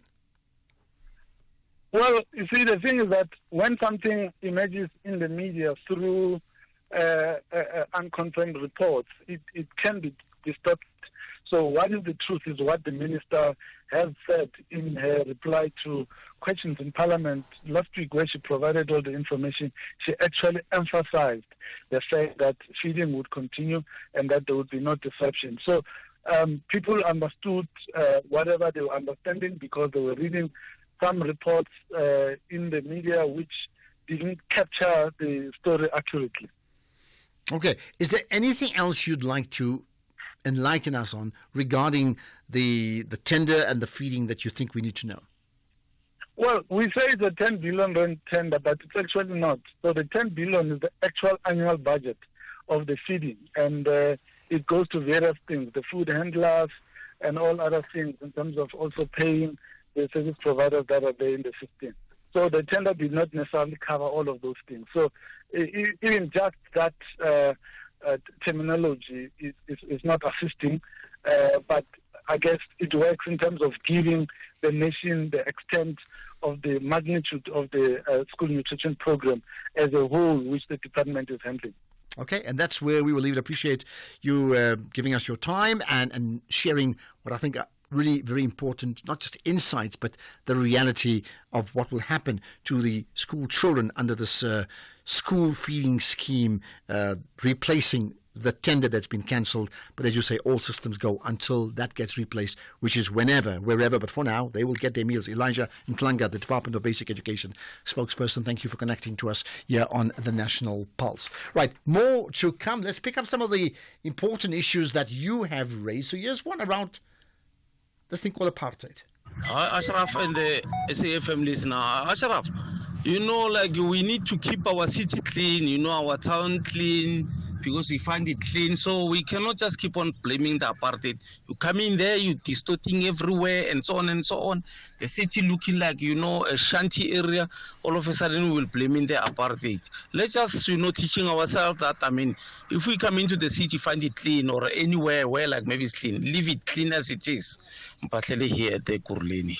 Okay, well, I hear you. It's not so much about apartheid. I think the fact is, whatever we are in a democratic South Africa, we've certainly allowed a lot of things to slip. And that is actually not acceptable. Absolutely. Afternoon, Ashraf. It's Yandisa in Krugerstop. I agree with the DA leader. The GNU is the key to success in this country. Look, we have 30 years, more than 30 years of freedom in this country. There was a corruption, and then now there's a party, MK party. All these corrupt people are there in that MK party. They want to rule this country. Between ANC and DA, no one will ever get the two-third majority now. The GNU is the one that will help this country going forward. Okay, got that. Well, there you are. You expressing your opinion. Do you concur with that? That, in fact, that listener is quoting John Steenhuisen that the only way for success in South Africa is the GNU. Do you agree, or do you have a completely different view to that? So we have what moves the national pulse, but you're the driver of the conversation. So go ahead and tell us. Ashraf and your team, good afternoon. It's Kosnati speaking here. I'm very worried about that 350 that is being paid to the wrong people. Our people here are crying louder because the money 350 is being paid to the wrong people. The foreign national are getting 350. Prisoners in prison are getting 350. But our government doesn't do any follow-up in terms of that. Instead, they are being arrogant and ignorant. As taxpayers, we are paying a lot of money. Government is taxing us a lot, but that money is falling upon the wrong hands of the prisoners and the foreign nationals. I don't know why our government is so ignorant. Okay, well, if anybody knows more about that, give me your thoughts. That's 350 rands that the listener has raised. Let's get the news headlines now. It's 4:30. Here's Madupi. Thank you very much, Ashraf, and good afternoon. In your headlines, President Cyril Ramaphosa says South Africa is set to be a construction site during the 7th administration, which has a government of national unity. Police suspect that the massacre of 7 family members at High Flats in southern KZN could be related to a family feud or business-related tensions. And Police Minister Senzo Mchunu and Chinese Public Security Minister Wang Xiaohong have emphasized the crucial role of technology in crime detection and prevention. And those are your headlines. Greg has your full update at 5. SAFM, guiding you through the rush hour traffic. Good afternoon. Starting off in Gauteng, the N3 both ways in Bedfordview is slow moving on the link to the N12 East at Giluli's interchange. The R21 southbound in Kempton Park has a crash reported near Voortrekker Road. Baysno Deer Drive westbound in Cresta is slow moving at Veltervreden Road, and the N1 northbound in Centurion has a crash near Boerta Avenue. In KZN, the N3 westbound has heavy traffic towards Ashburton after earlier blasting cleanup works. The N2 southbound is slow moving towards Spaghetti Junction. Truck congestion reported on multiple routes in the Bayard area, so you're asked to expect delays. And the R103 westbound in Pietermaritzburg is queuing at Market Road. In Cape Town, the N2 Nelson Mandela Boulevard outbound is slow moving towards Hospital Bend. The N1 outbound is slow moving towards Yip Diaga Avenue. Kommetjie Road northbound is slow moving at Masipumelele, and Victoria Road outbound is slow moving through Woodstock. With your traffic update, I'm Irma G. This is SAFM Sports with Tuming Kapele. Right, certainly lots to talk about, but let's talk rugby first up to me. Well, starting off with rugby this hour, Archie Snyman's much-anticipated debut for Irish Giants Leinster is going to be in early October as he continues his rehab in Dublin. Snyman will miss the start of the Vodacom URC season due to a foot injury. He'll remain in Ireland and is not available for the Springboks' remaining 2 tests in the Rugby Championship against Argentina. Meanwhile, still staying with the rugby, former Springbok Sevens captain Philip Snyman has been appointed as a head coach of the Blitzboks after taking care of the team in an acting capacity for the last 6 months. Snyman took over as interim coach in March, and under his guidance, the Blitzboks won the World Rugby Sevens Repechage tournament in Monaco to gain entry into the Olympic Games in Paris, where they walked away with the bronze medal. Then moving on to football, Magezi FC coach Clinton Lawson says that while they are all excited to make their debut in the elite league, the players and management alike need to guard against complacency and thinking that they have arrived. The Polokwane-based outfit won the Motsepe Foundation's championship with a few games to spare last season and undoubtedly itching to get going in the Betway Premiership. With their opening fixture against Kukuna United scheduled for next Wednesday, Lawson is under no illusion of what to expect in the top flight. Elsewhere, Arsenal manager Mikel Arteta says that he's inspired to do more, this after signing a new 3-year contract at Arsenal, extending his current deal until 2027. The 42-year-old has been in charge of Arsenal since 2019 and that has led them to successive second-place Premier League finishes, but had entered the final 12 months of his deal at the club. And this time around, he says he hopes that he can go all the way to lift the trophy. Then the hearing into Manchester City's 115 alleged breaches of Premier League financial regulations will begin on Monday. The club are alleged to have breached rules relating to the provision of accurate financial information. City are also charged with failing to comply with Premier League rules requiring clubs to follow UEFA's financial fair play regulations. And according to City, if they are found guilty, they could face penalties such as point deductions or relegation if they are found guilty. In tennis, Germany swept past Chile to keep their perfect record after 2 ties in the Davis Cup group stage finals, despite the absence of their top 4 players, including world number 2 Alexander Zverev. The Germans dominated their Group C tie in China. Now, the group also includes United States and Slovakia. Germany will next play the United States, and Chile, who lost 3-0 to United States on Wednesday, play Slovakia on Sunday.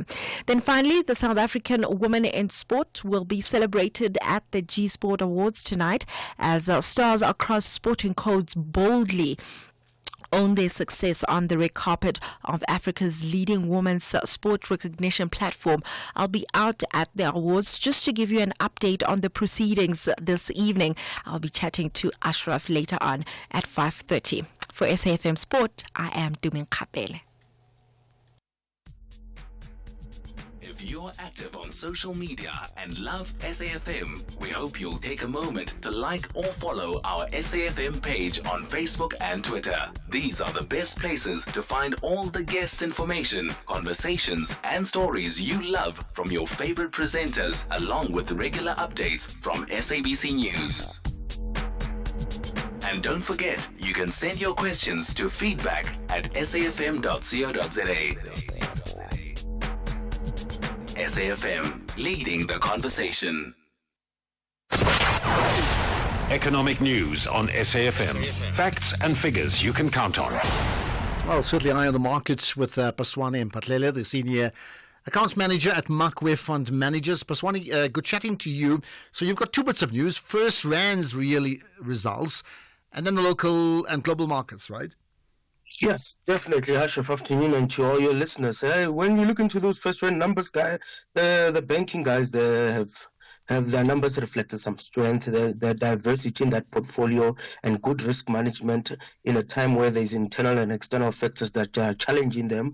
They've managed to succeed. We've seen now they had to absorb a 3.3 billion rand UK loan charge, which was done successfully, as they were still able to post some positive returns, return on equity up to 20%, full year profits up 4%, whether you look at it from a non-interest earning revenue or an interest earning revenue, and this is all thanks to an increase in transactional volume, fee income, insurance activity, loan book has improved as we see resilience in that corporate lending book doing well, deposits are up 8%, and overall it's good performance, dividend growth is up, and the market was very pleased of that, with the stock was up. And when we just take a quick dive into the market, we're looking at a market where the ECB developments, we're seeing that the ECB has cut rates for the second time and is noted the better inflation and the lower growth outcome that is going forward. Meanwhile, in the US, factory gate prices rose more than expected, up 0.2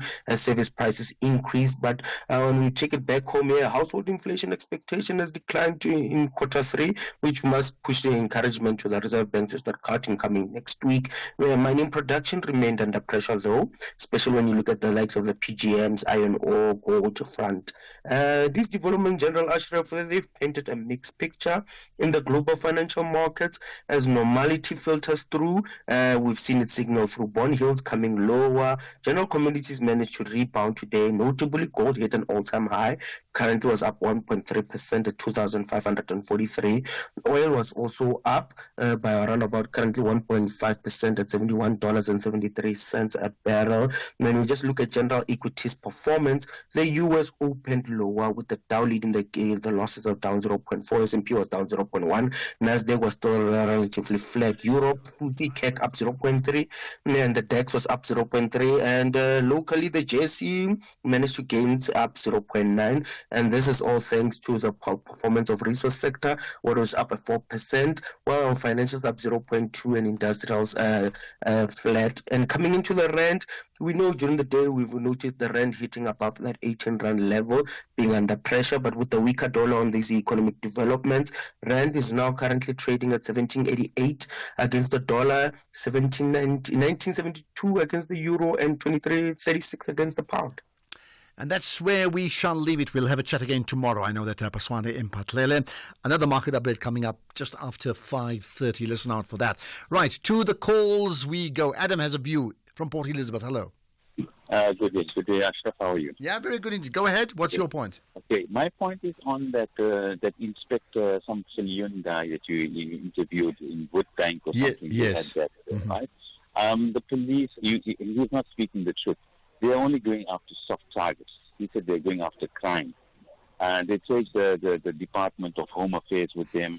They get these black people who are, from Malawi and all these small towns. They get them, they lock them up. But the Home Affairs itself, people are waiting for their visas. They're waiting for documentation from them for the past 3 years. And every time they go there, they say because of COVID, we have delays of COVID. If they got time to look for these people who are foreign, how did these people get in? The police allowed them in. Our own government allowed them in. They got through somehow through the cracks. That means we're not doing the work that we should be doing, and then we look for soft targets. But isn't it two separate parts of it? When one is, you're right, there's a bit of a leak through our borders. I mean, that we know, right? But the second part is the once they get in and they are illegal, undocumented, I mean, surely the police then has to continue its work. No, but they know who they are. They pay protection money to the police. They know who they are. But then they would just target, if the government really wants to sort it out, it could be sorted out. But when you catch these people and you send them back, and they're back the next day. Okay, got that. Interesting point from Adam in PE, or, I suppose to say GB now, Sydney in Acorn Hook, rather. Go ahead, Sydney, hi. Brother Ashraf, yeah, good talking to you, man. Right, go ahead. What's your point? Yeah, it's okay. Brother Ashraf, the experience of people in Highland or at Helen Joseph Hospital, it is the experience of Africa countrywide as far as government hospitals are concerned. Here, where I live in Akunek, our nearest hospital is called Tintwalo Hospital. It's the first place there. When you're admitted there, even before you expect the doctor to come and assist you, you're already stressed by the environment itself. It already takes you somewhere. The 5 people, I drove them, my neighbors and some of my family members, so that they must find a medical help. None of them came alive.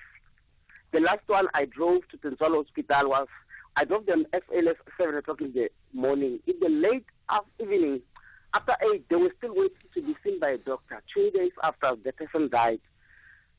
To be at our government hospital, it's like you have to, when you know that you are to be admitted there, then prepare your funeral policies behind, because the likelihood you might not come back.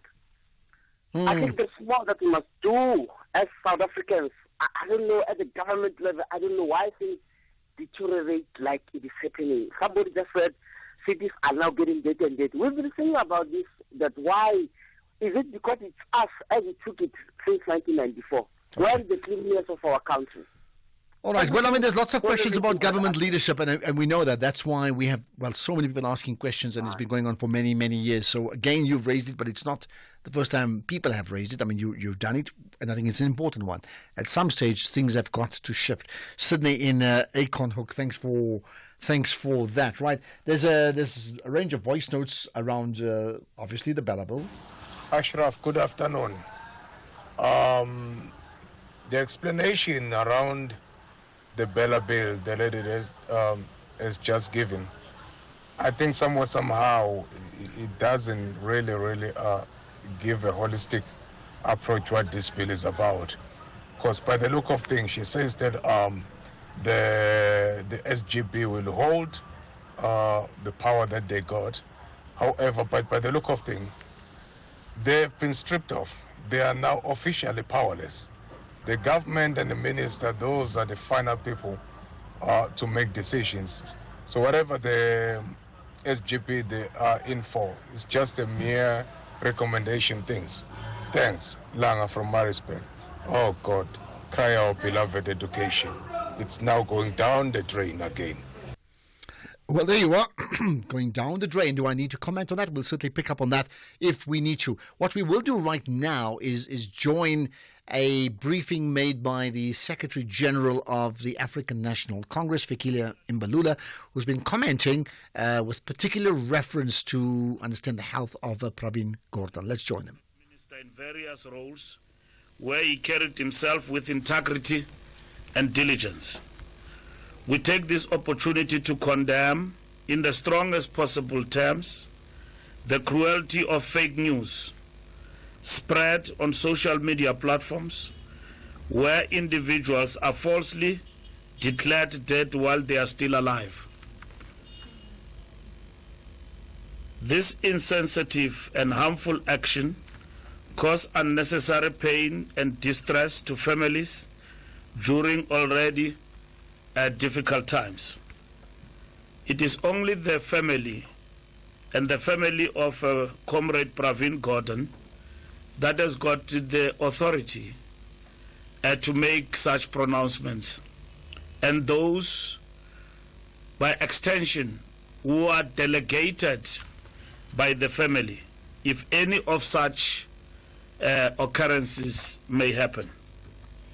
We urge the public to refrain from sharing unverified information and to show respect for the dignity and privacy of individuals and their families. This is not only applies to Comrade PG, but to all those who were even affected in the past. As we know, in the era of social media, this kind of fake news have been circulated in the past, affecting different families and causing distress. It is only families that can make such pronouncements. We further urge the public to disregard these baseless claims and to rely on verified sources for accurate information, and such sources on matters of that nature is the family.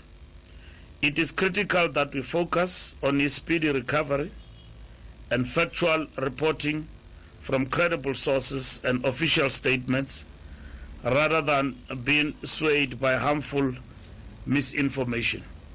And we thank the media of South Africa, which have at all times followed the protocols that are written and unwritten about matters of this nature. We'll continue to monitor Comrade PG's conditions and provide updates as necessary. We stand with Comrade Gordon's family and offer our continued support. We welcome the results of the by-elections held yesterday across 23 wards. We extend our gratitude to the communities who have once again placed their trust in our movement. These results are a reflection of the continued confidence that our people have in the ANC's ability to deliver on its commitment to improve their lives. The ANC urges all elected councillors to work diligently for the communities that have entrusted our movement with their vote. An ANC councillor must always address the needs and the concerns of the people with dedication, humility, and a commitment to the values of our movement. The responsibility to ensure quality service delivery, responsive local government, committed to improving the lives of our people, rests on their shoulders. The ANC remains focused on its mission to rebuild and regain the trust of the people to deliver on its commitments. We are working tirelessly to ensure that our structures at all levels are responsive to the needs and aspirations of our communities. Thank you very much. Okay, that's we'll check up. In fact, if we're going to take some of the Q&A that may come out of that, but that is Fikile and Balula referring to, the fact that, one, Pravin Gordhan is ill, and I understand critically ill. There was a vigil in a couple of places last night, and that may well continue. But linked to that has been widespread rumours overnight that, in fact, he had passed on, and this is the response to that. There's also been people, I think, let's be fair, maliciously, where today when they found out those rumours of him dying were not true, almost were disappointed. And I really, whatever your political feelings and party and persuasions can be, I don't think we as a people and as a nation can ever stoop down to that level of like being disappointed that someone hasn't died, not in a war, but because of illness. I don't think we can do that. Right. We will, if there's further reaction, we will pick up on that with Fikile and Balula. But what we'll do next is focus on a hearing aid of sorts regarding Apple as part of our tech and innovation feature right after this. The Market Update, Monday to Thursday, 6 to 7 p.m. Want to stay ahead of the financial game? Join us tonight from 6 to 7 p.m. for an insightful journey through the day's market developments, financial updates, and investment news. Tune in for your daily dose of financial intelligence as we navigate the twists and turns of the financial landscape with expert insights. Only on the SAFM Market Update. SFM Market Update with Jimmy Muyaha. The National Pulse with Ashraf Garda. Well, you may be aware, if you're into tech, this one of the things we want to play up here is at least once a week have a feature in the tech space. And so we're not necessarily talking about the iPhone 16 that was the announcement made earlier on, right? But specifically, I'm very interested in what Apple has done regarding their AirPods Pro 20, because of a very important issue around hearing that we must talk about. So let's get the thoughts of Paul Schull, who's the managing executive at Schull Consulting. Paul, you are connected to the National Pulse. Hello. Hi, good evening. Thank you so much. Oh, good afternoon still in South Africa. It really is really good news, and it's good news from a couple of vantage points. Number one is Apple is a very powerful consumer brand, and when a powerful consumer brand brings out a product that is explicitly supporting, enabling, individuals, who require some form of technical accessibility empowerment, that is just a good thing. Very often, unfortunately, accessibility is, relegated and there's demeanment that can happen. So when a brand like Apple makes a mainstreaming commitment like that, it is a positive step. Okay, so perhaps help us understand what exactly is this commitment. I mean, I sort of teased it along around hearing aid, but maybe tell me more about it. So they've been, a little bit, cagey about fully saying what it is that they're doing. And that's typical with Apple. Apple does sort of a headline announcements and that sort of thing. But what is very clear is that in the design of the new iPods, is that the iPod will be able to serve as a hearing aid. And it's easy to sort of simply think, oh well, how is a hearing aid any different from a set of headphones? And it's simply because hearing aids need to be quite carefully lodged. The causes of a need for a hearing aid means that conventional earphones don't necessarily work and so on. But it's also a case of in order for them to be doing this, they have to be doing something on the software side as well. It's quite probable that it means that the device will, have a built-in speaker and then be able to modify the audio. But it's more, or at least from my perspective at this stage, it's more of a case of Apple have put their consumer face onto a particular problem. A problem that there has been other solutions to over the years, and hearing aids is a long-term product, but to get this sort of rumor is there, and it will drive other firms to actually bring out better devices that perform similar functions. So I think it is safe to say that Apple's not going to be the last word on this, and that this particular device, or these particular iPod Airs, might not be suitable for everybody. It might not close the field entirely, but it's a powerful messaging thing, and it's a powerful step for the market. It's also an interesting, there's an interesting dynamic because medical products are regulated slightly differently in many markets. And there's both pros and cons to that. Medical equipment tends to be more expensive than commodity equipment of a similar nature. But it also means in some markets, of course, that your medical aid and similar sorts of financial schemes may kick in. So, we're largely waiting for South Africa's medical aids to say that, you can get a discount on your... Well, we'll be knocking on those doors, absolutely. Well, let's leave it at that. Knocking on those doors. Let's leave it at Paul Schull, the managing executive at Schull Consulting. This relates to the AirPods Pro 20, which will now feature a software-based hearing aid capability besides the AirPods or an airport doing what it normally does. So there we are. We'll have more tech features and innovations around, well, every day around 10 to 5. We focus on those type of issues. Let's get to some of your thoughts on some of the big issues. Here's another comment on the GNU. Good afternoon, Ashraf. I don't know why DA has made some threatening to walk out of the government of national unity.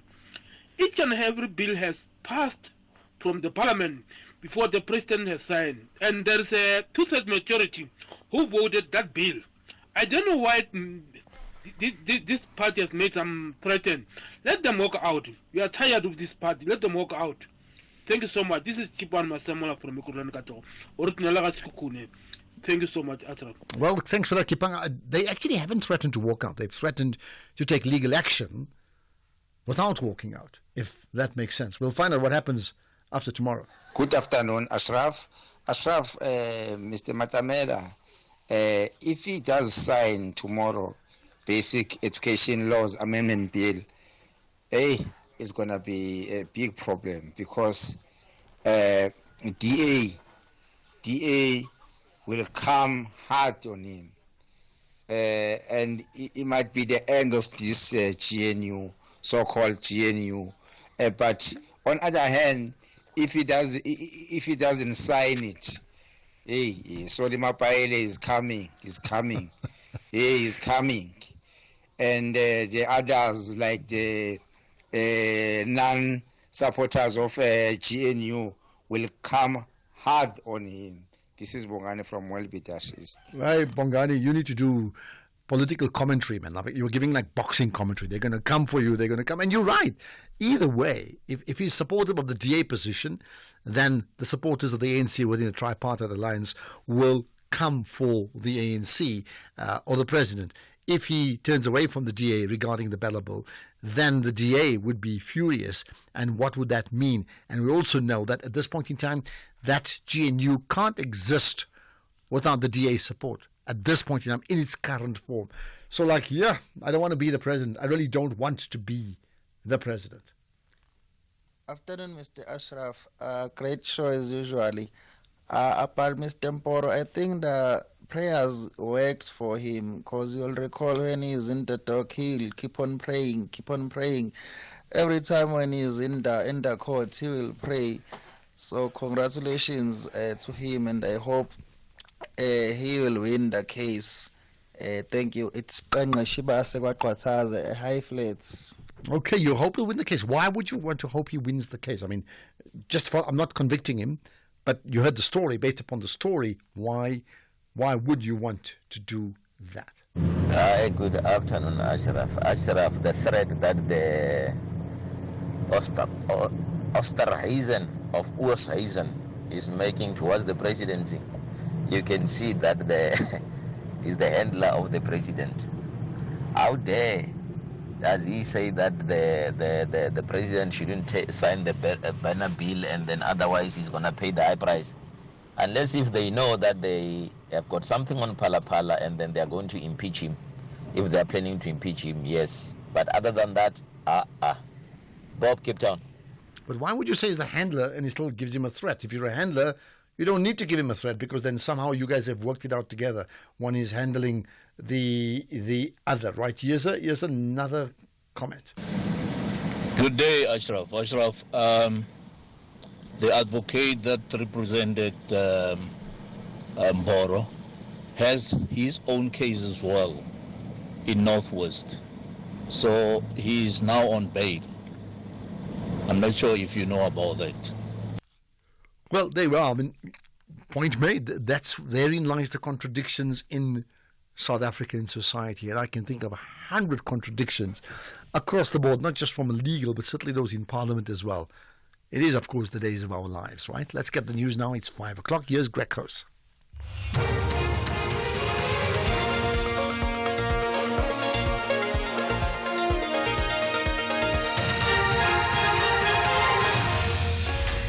Thank you, Ashraf. Ramaphosa speaks on fast-tracking service delivery and DA mulls court action over Bella Bill. Good day to you. President Cyril Ramaphosa says South Africa is set to be a construction site during the 7th administration, which has a government of national unity. This will be done to fast-track service delivery. Ramaphosa said this during his question and answer session on the National Council of Provinces. The president says there's a significant number of abandoned and incomplete infrastructure projects. He says government is now establishing a program as part of efforts to ensure that infrastructure projects are completed on time. Is essentially necessary for effective service delivery and economic development. This is why we are determined as this administration to massively increase the scale of investment in infrastructure. Through this investments in infrastructure, we have determined that we want to and will turn South Africa into a building site. However, public infrastructure projects that are delayed or abandoned do have a negative impact on the ability of communities to access services. The DA leader John Steenhuisen says if the Basic Education Laws Amendment Bill is signed into law by the President tomorrow, the party will consider taking the matter to court. He was addressing the Cape Town Press Club. The DA has expressed opposition to parts of the Bella Bill. Key among their objections is the decision about language policies in schools. The presidency's indicated that Ramaphosa will sign the Bella Bill into law tomorrow. Steenhuisen, as the Minister of Agriculture in the GNU, says he met with the President in an effort to dissuade him from signing the bill. What I have said we would do is look very carefully at going to court to challenge the aspects of the bill that we believe are wrong, and we are principled and committed to doing so if that is the course of action that the President chooses to follow. Police say they suspect that the massacre of 7 members of a family at High Flats in KwaZulu-Natal could be related to a family feud or business-related tensions. Police Commissioner Nhlanhla Mkhwenazi says the murder was planned. When the assailant came in and they shot and killed 7 family members. Amongst the deceased are 3 females and 3 males. The eldest being about 55-year-old, the mother of the house. The information that we received, we picked up on the scene, there was a total of about 25 bullets that were used, 18 cartridges and 7 bullet heads that were found in this crime scene. And we are convinced as a police that it was an execution, it was a planned murder, because it was just an execution and some of them were shot while lying down on the head. The Thohoyandou High Court in Limpopo has granted an application for a trial within a trial in the case of multiple murder accused Enoch Ndor. This is intended to make a decision on the confession statement made by him, which is being disputed by the defence. They argue the confession statements by their clients shouldn't be admitted as evidence as it was made under duress. Ndor is being tried for the alleged murder of 7 family members at Jimmy Jones Village in 2021. The trial has adjourned until Friday. Judge Tokomalani Sidada made the ruling. As a result of your contestation of the admissibility of the confession statement allegedly made by the accused in this regard, a trial within a trial be held to adduce evidence that which will assist or to prove or disprove the admissibility of the said confession statement. The court accordingly grants an order that 1. A trial within a trial be held within the course of these proceedings. The Police Minister, Senzim Nkunu, and the Chinese Minister of Public Security have emphasized the crucial role of technology in crime detection and prevention. This emerged at the Global Public Security Cooperation Forum underway in China. Police Ministry spokesperson Kamokhela Mogotsi. The key takeaway from the forum is that crime is a global issue that transcends beyond borders, and no country, regardless of its crime rate, can tackle it alone. International cooperation between countries and law enforcement agencies such as Interpol is essential in fighting transnational crime. Public security should never be handled in isolation. Instead, it requires collaboration, consensus, and information sharing among global partners.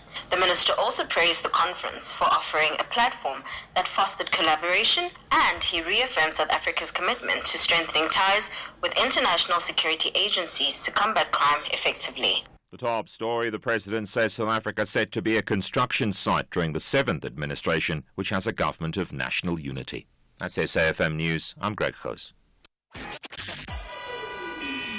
SAFM, guiding you through the rush hour traffic. Good afternoon. Starting off in Gauteng, the M2 westbound in Crown has delays approaching Main Reef Road. The N1 southbound in four ways has a stationary vehicle before Winnie Mandela Drive exit. The R21 southbound in Kempton Park has a crash near Voortrekker Road. Winnie Mandela Drive southbound in Hurlingham has delays towards Peter Place, and the N1 northbound in Midrand slow moving towards Samrand Road. In KZN, the N3 westbound in Camperdown queuing towards Umlaus Road. The N2 southbound is slow moving towards Spaghetti Junction. The N2 northbound has a crash reported after the M1 Higginson Highway. All lanes are open. Truck congestion reported on multiple routes in Bayhead area, and Inanda Road is slow moving near Peter Road. In Cape Town, Stellenbosch Arterial Road eastbound queuing towards Nooiensfontein Road. Main Road northbound is slow moving in the Cork Bay area, and Oakapseweg in Sun Valley has a crash reported at Silvermine. With your traffic update, I'm Irma G. SAFM 104 to 107 nationwide. Leading the conversation. SAFM. This Heritage Month, SAFM invites you to celebrate the rich tapestry of our nation's diverse cultures. From the vibrant beats of our traditional music to the flavors of our unique cuisines, every culture tells a story of strength, unity, and identity. We honor the heroes and heroines who laid down their lives for our freedom, reminding us that our shared heritage is what makes us strong. Together as one, we celebrate who we are because our culture is our identity. This Heritage Month, let's celebrate every culture, every story, and every voice.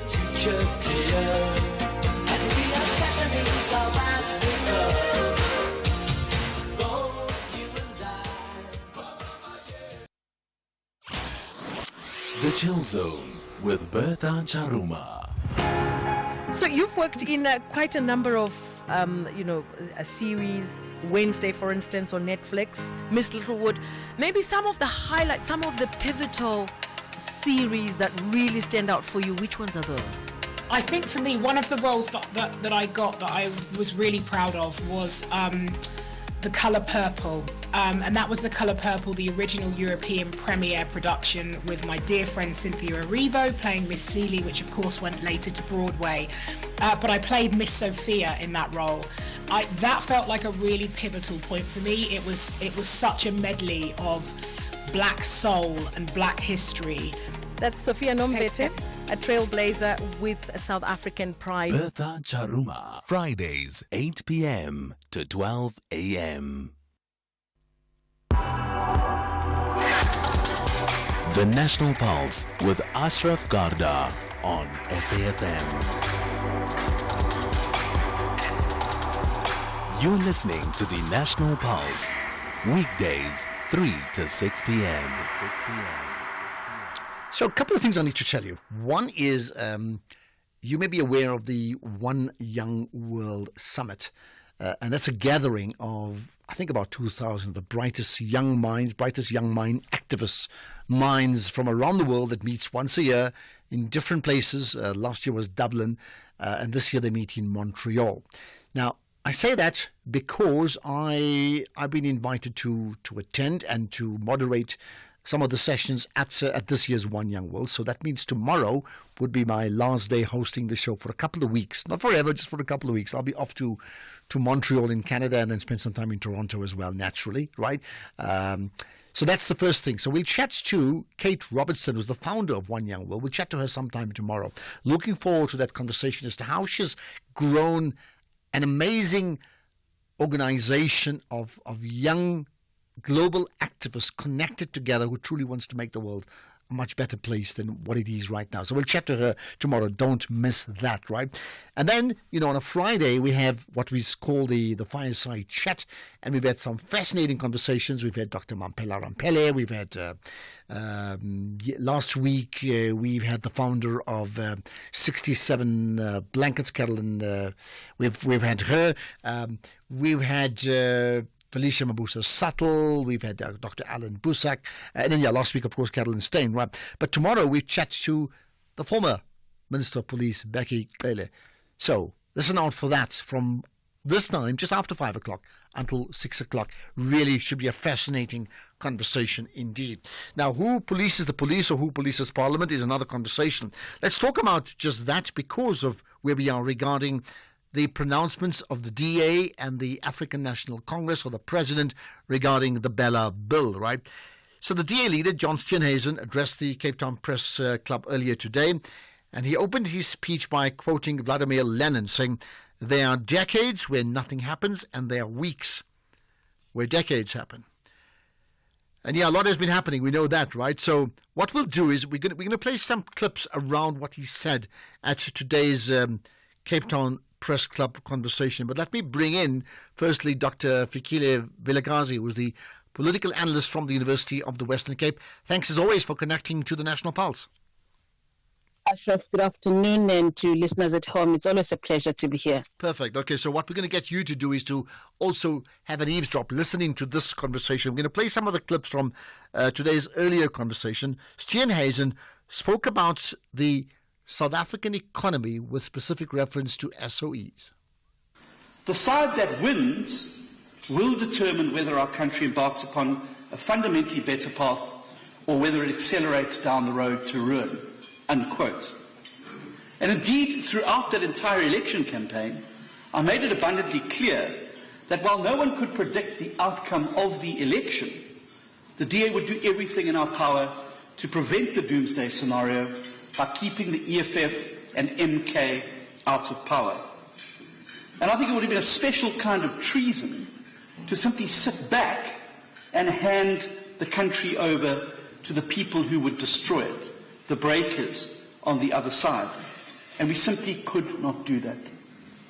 And if one looks at who has now arrived in Parliament on those benches, MK party list and the EFF party list of what sits in the parliamentary benches reads like the appendix to the Zondo Commission. All the names are there.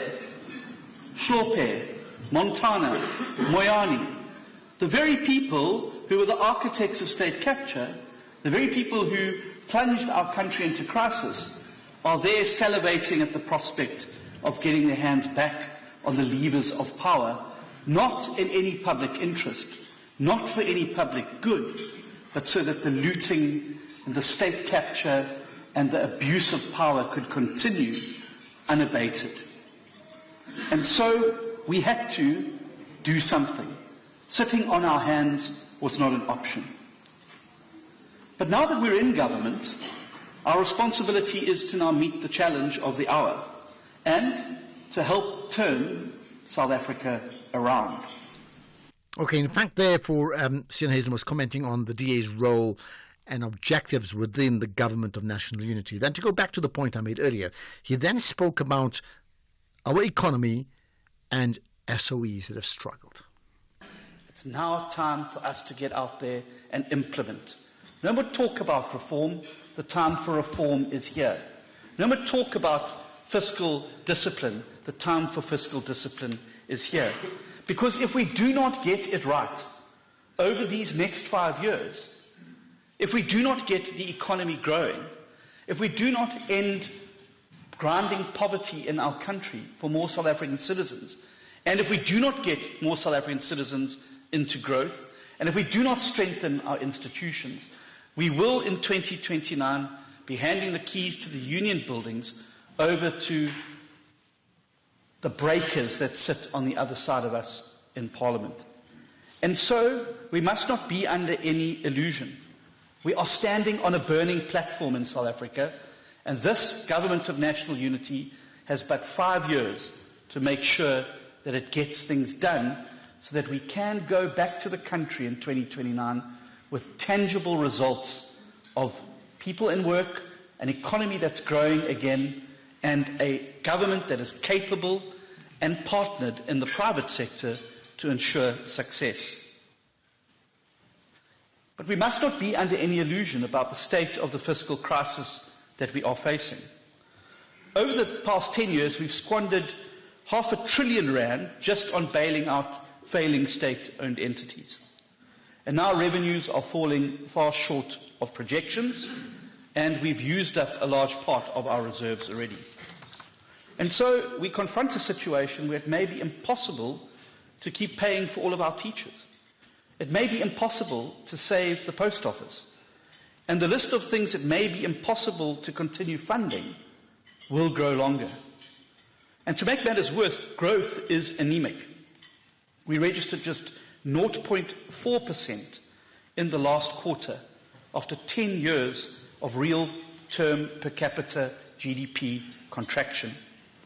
And while we've made good strides to boost growth via Operation Vulindlela, the truth is it is not enough, and it is certainly not fast enough.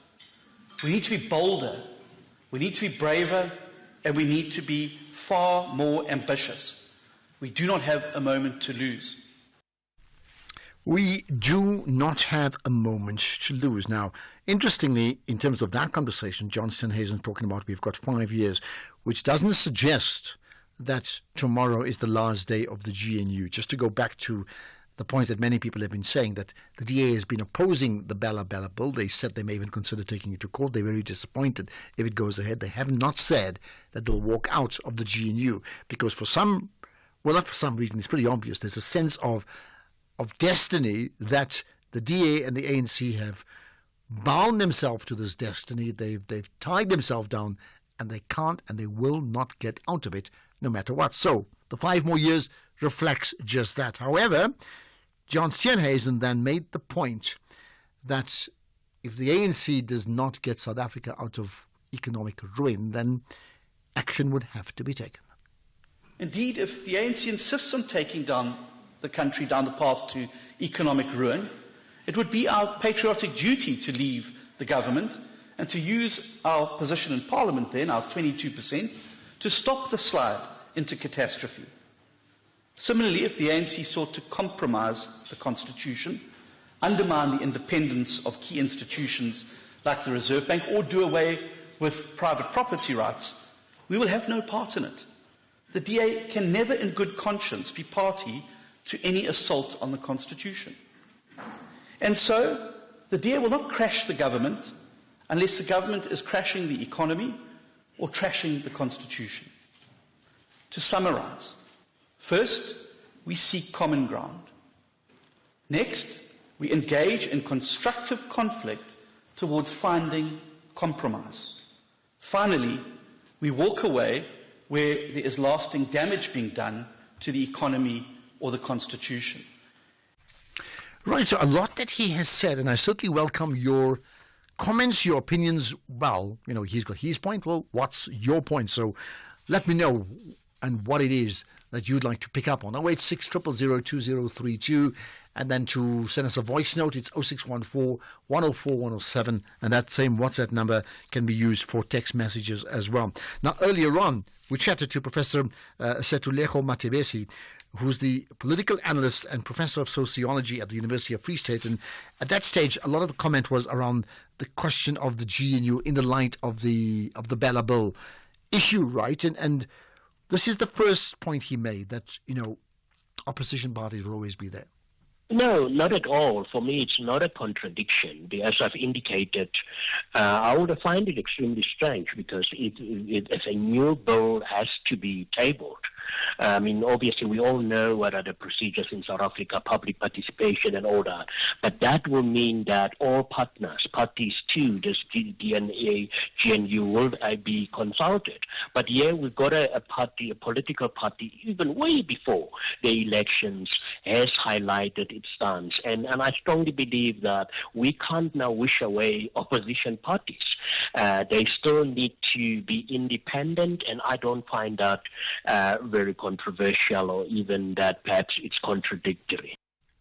Okay, but there's more, certainly, from our analysts, right? And important thoughts coming through there, where Prof. Matebesi then made the point about what is the key to South Africa's success, picking up from what John Steenhuisen said in yesterday's statement. Well, for now, we don't have any other alternative. And South Africa has been yearning for at least, a glimpse of hope. And up until this far, the GNO does provide hope for many South Africans, that there's undue pressure on a party which I strongly believe had an opportunity for more than 3 decades and that is the African National Congress. So yes, there is, for now, definitely the GNU is the hope for the future of this country. Well, I have no doubts, as he says that, there are many people listening, and we have an audience around the country, around the world listening, tuning in via live streaming, and saying, no, we do not agree. The GNU cannot be the hope for the future. But that is why we have these conversations. We drive the national pulse, you and I, we all have opinions about this. He did say, as has been suggested before, that with regard to this meeting up and this partnership between the DA and the ANC, well, let me put it this way. It's not like a short-term loan agreement. Yeah, no, well, I mean, we're casting our eye on the next local government elections, but going forward, I can't see that any rational leader of any of these parties, or these two parties, will believe that they can now move away from that. And remember, we've seen for the very first time that South Africans understood the power of the ballot box. And perhaps any party that is messing up now stands to be once again measured when the South Africans get an opportunity to go and exercise their democratic right, and that is by voting against or for a party that they believe actually respected the will of the people. Okay, so there we are. Thoughts from earlier John Steenhuisen, and then after that from our political analyst, and you clearly have your own opinion, someone making it very clear. Ashraf, Steenhuisen is a hypocrite who blamed cadre deployment, but he applied it himself in his office. Worst of all, he employed people who did not qualify for his positions. By the way, there's news on that. He's certainly fired the one person that he's employed. I'm just making the point. Okay, let's go back then to Dr. Fikile Vilagazi, the political analyst from the University of the Western Cape. So we thought, let's talk about two things. I mean, there's the issue of the GNU and the Bella Bill specifically, and then the issues that Steenhuisen brought up about the economy and the overall relationship between those two parties. So let's pick up on the Bella Bill issue first. What are your thoughts in terms of what is likely to happen over the next 24 hours and beyond? My take is that I think the DA is very, very clear when it comes to Bella Bill. Their issue is language and the power of the governing bodies in that regard. It seems to me that that is a deal breaker. I think that is definitely going to shake the GNU. They may not necessarily part ways tomorrow, but I think they will begin a journey towards taking different directions. And that's a positionality that I've always held, that I don't think that the GNU is holding on solid grounds, ideologically speaking. So I anticipate that's what's going to happen. In terms of the economy, Ashraf, the question that arises that I think we all should be asking, which economy is the DA referring to? I think that the sad part of the DA's analysis is that it falls short of saying to South Africans, the economy that we are crying about is an economy that is in the hands of the minority in the country. It's an economy that has been inherited under certain conditions, of oppression. And I think that when we are talking about what he refers to as doomsday coalition and now what he refers to as Umkhonto weSizwe and corruption, fair enough. I think he's got his facts correct there. I share those sentiments. I think that our economy is collapsing because of corruption. But I equally think that it is faulty of the DA to do that analysis beginning in 1994. I think that the DA also has got to own up to say, corruption has happened before 1994. Why is it that the DA is not talking about the prosecution of apartheid crimes, corruption included in those? Why is it that the DA is not questioning the fact that there are files in the NPA offices that are gathering dust from the apartheid crimes who've committed similar crimes to get the country to where it is?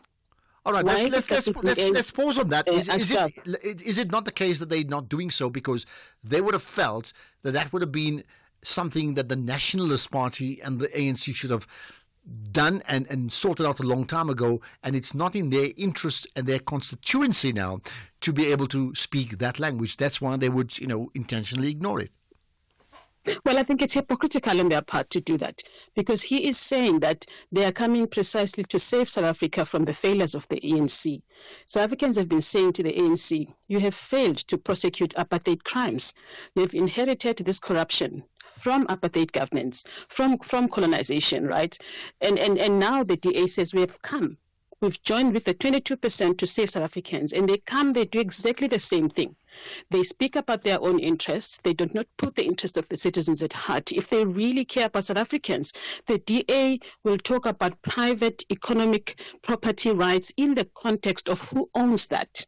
Is it the majority of South Africans? Is it really true that he says that the economic interest that he's talking about is actually for the majority of South Africans? The economic growth that the DA is talking about, is it really true that is for the benefit of South Africans? And my analysis is that it's not true. The economy the DA is talking about is really, really lying on the backs of the majority of the workers in this country. And it's been like that for thousands of years. And I don't think that the DA is being honest about what they're saying in terms of their analysis. But talking about hypocrisy, right? I mean, can we not apply the same issue of hypocrisy to the DA, to the ANC as well, to the EFF, to the MK Party, to Action SA, and a whole lot of others that come to mind in terms of how they flip-flop their positions based upon the lay of the land on the day? We should, and we've been saying that the political system is collapsing. Right, the political system is collapsing because they are all dancing in the same floor. They're all sleeping in the same bed. They're all funded by the very same donors. So they're serving the same masters. So they cannot be then fooling the voter to say, we think we are going to be the best than the other, without actually uprooting the very root cause of what causes corruption in the country. So if you're going to talk the economy without addressing those kinds of hypocrisies that are not just lying with the DA, not just with the ANC, but with the entire political system, it is rotten.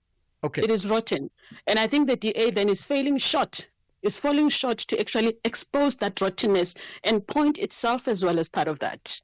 Okay, I hear that, and I think, yes, as discussed earlier on, lots of contradictions in many of the political parties, including the DA. But let's just go back to the Bella Bill issue, because that's the most imminent issue right now. In the light of what John Steenhuisen said in his statement yesterday, as well as today's talk at the Cape Press Club, right, where the line is that they oppose the enacting of the Bella Bill into law. They'd be very unhappy with it. They're not happy with the president. They've had conversations with him. He has not said anything that he would hold that bill even for a few weeks to maybe amend it, which is their request. Okay, so they're saying if he goes ahead, President Ramaphosa, and signs the bill, they will do two things. They will not leave the GNU, but they may consider legal action. What do you make of that? They will not leave the GNU, but they may consider legal action. Look, I think they realize that also if they leave the GNU, they can't win the majority vote in South Africa. So they need the ANC.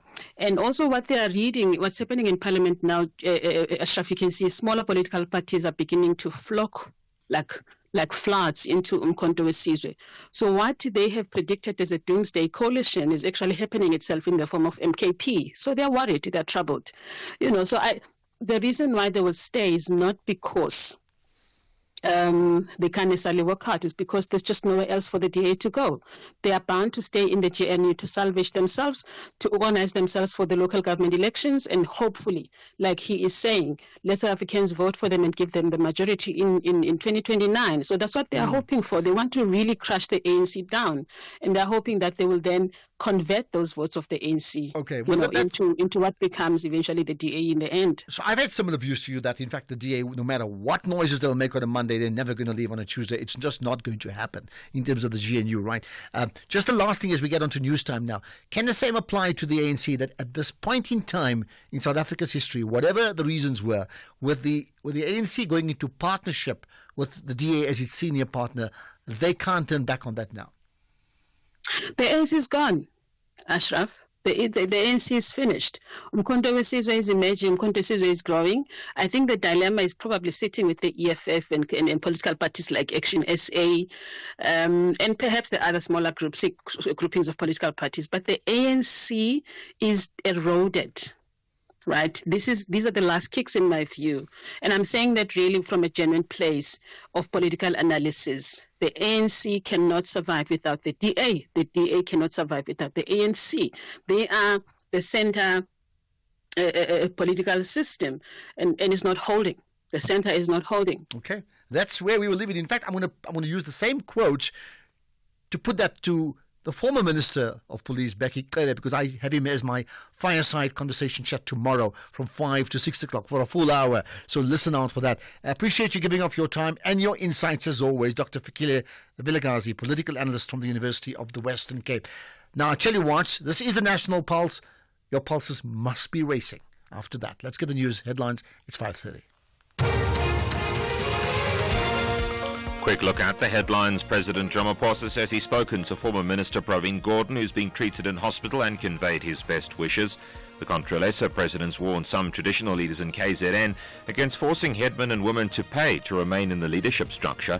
And Nigerian military and emergency workers are using boats to rescue people trapped in areas hit by flooding. There's a full update at 6 o'clock. SAFM, guiding you through the rush hour traffic. Good afternoon. Starting off in Gauteng, the M2 westbound in Crown has delays approaching Main Reef Road. The R21 southbound in Kempton Park has a crash near Voortrekker Road. The N12 westbound in Eldorado Park has delays towards Klipspruit Valley Road exit, and Ravonia Road northbound in Sunninghill has a crash before the N1 highway. In KZN, the N2 northbound has a crash after the M1 Higginson Highway. The N2 southbound has a stationary vehicle after Sabai Drive exit. The N3 westbound in Camperdown queuing towards Umlaus Road, and the N2 southbound is slow moving towards Spaghetti Junction. In Cape Town, the M3 southbound slow moving towards UCT exit. The N2 Nelson Mandela Boulevard outbound is slow moving towards Hospital Bend. The N7 southbound in Dunoon has a crash after Malibongwe Drive, and the N1 outbound slow moving towards Okavango Road. With your traffic update, I'm Irma G. This is SAFM Sports with Tumi Nkapele. Okay, normally Tumi would give a sports report, but she's not doing that now because she's at the biggest... Can I say the biggest sports event of the year? No, you're going to say the Springboks winning yesterday or at the weekend would be the bigger one. But it's certainly in terms of sports awards, this is huge, the G Sport Awards. So Tumi, good chatting to you. Good afternoon, Ashraf. Good to be chatting to you outside here at the G Sports Awards. Right, so tell me something. So the awards are tonight, firstly, right? Give me the times, because it starts just now, and I understand it's also live. It's been covered live on TV, right? Absolutely. It's going to be live on SABC and SuperSport at 7 p.m. The red carpet is going to be live on SABC from 6:30. So, yeah, that's what we're looking forward to seeing. And it's going to be on SABC Plus, the sports channel. All right. So here's the thing. What's the fuss about it? I mean, the fuss about it is the fact that we are celebrating women in sports. Most importantly, putting a spotlight on those women that are doing well in their respective fields, regardless of whatever field that they're in. And also just, shining a spotlight on some of the good things that women in sports are doing. So today is more about just women in sports celebrating themselves, and also just us seeing the names that we're not really used to seeing in the media, and also just them being highlighted and just showing off the work that they've done throughout the year. But I'm going to suggest it's not just a celebration. I mean, that's obvious. You look at the top people in each category. That's a given. That, in fact, it's not just a celebration, but women in all forms of sport, from administration to media to the actual sports women on the field, right, asserting themselves and saying, hold it, we are here, take us very, very seriously. Absolutely. I mean, one of the themes is own your success, and that's exactly what G Sport is all about.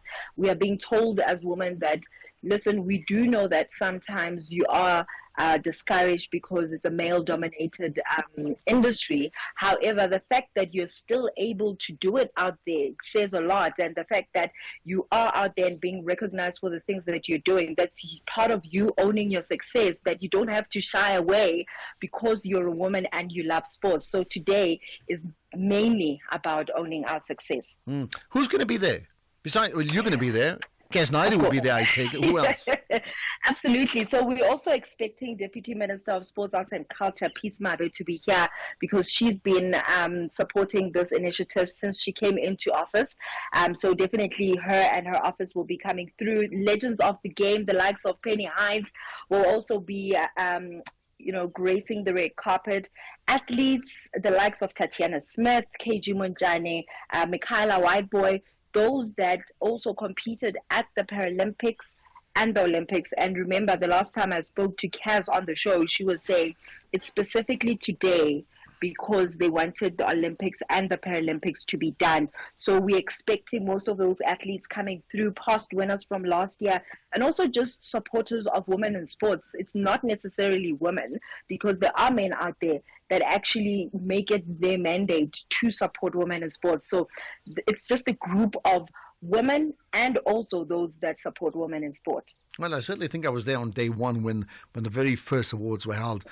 Many years ago. Here's the last thing, right? What of these awards? Because I mean, these are not national awards, as in government dishing out national awards. This is something set up by Kes Naidu, mobilizing women, and effectively making their mark to the point that nobody else has ever done that, right? So when there's been recipients of these awards in the past, what has this done for their careers?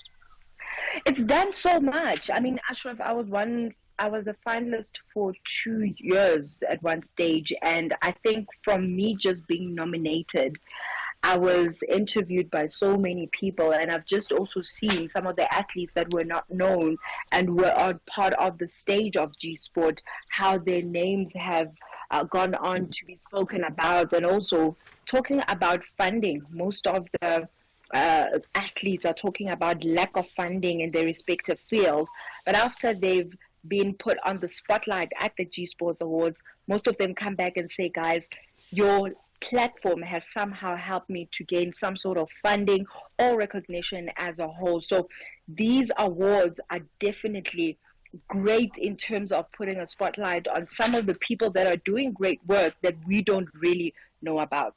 Okay, and I'm going to suggest that you get all the people you're going to meet and get them connected to get on air here on the National Pulse, because they have a responsibility to drive the National Pulse, and they've done that by winning and excelling anyway. So to me, I'll leave it at that. Thank you for your time. Looking forward to obviously you having a great evening, right, and talking about it tomorrow.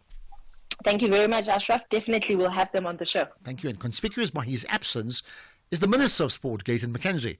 Now, why, you may ask? Because he's saying from Russia with love, and you can work that out. He's got some BRICS work ahead of the actual BRICS summit that comes up, I think, in October, so it comes up in a few weeks' time. The future of education is here. Impact offers 2 paths to the future.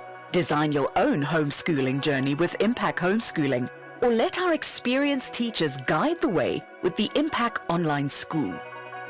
Get quality future-forward education. Visit www.impact.co.za today to register for 2025. After cutting the Buccaneers' continental journey short last season, Botswana Giants, Jwaneng Galaxy, want to make beating the black and white outfit a good habit. They meet again, but Sir Rivero's boys plan to take full control at Botswana National Stadium. This is the second preliminary round of the Total Energies CAF Champions League. Experience great vibes of African football. Jwaneng Galaxy FC versus Orlando Pirates FC. This Saturday, 14 September at 4 p.m. Live on SABC Sport on DTT Channel 4. Also available everywhere for everyone, always on SABC Plus and SABCSport.com. Proudly brought to you by SABC Sport. For the love of the game. Economic news on SAFM. Facts and figures you can count on. Doing some number crunching as we expect to do every day is Jimmy Moyaha, hosts the SFM Market Update. Jimmy, good chatting to you. So in terms of your moving markets, I understand it is all in the numbers. Good evening, Ashraf. Good evening to our listeners. Yes. Everything is in the numbers today. We're going to be taking a look at the rebound and the recovery that the SA market has shown today, but also international equity markets have been in the green. So yesterday was a torrid day that we reflected on. Today was a much better day. It's as if nothing happened yesterday, and it's all surprising. We're going to look into what's been driving those factors. But more than that, we're going to be looking into company-specific numbers. First Rand gave us full-year results. Sibanye gave us half-year results, and Lesaka Technologies gave us a full-year update as well. So we're going to speak to all three of those companies, understand the performances, understand where each company sits at the moment and what they are looking forward to. They've each got a couple of challenges that they face. I mean, there's a 3 billion rand provision in the one company. There's a 7 billion rand impairment in the other company. So there's a lot to dig into. And we're going to be looking at all of these numbers and trying to make sense of these performances. And then because it is Thursday, we do have our SME of the week on a Thursday as well. We've got a company called Cleopatra Tissue Products. They've taken a very interesting take on the products that they develop. Interestingly enough, the company started out in the refrigeration business and now they do diapers. So we're going to look into that company. We're going to understand what that company gets up to, how they built their business. It's a family-run business. It's been around for more than 20 years. I'm very interested to chat to the directors and founders of that business. But before we get to that, let me give you a quick summary of what's been happening on the market side of it. As I said, much better day today. Most markets are in the green.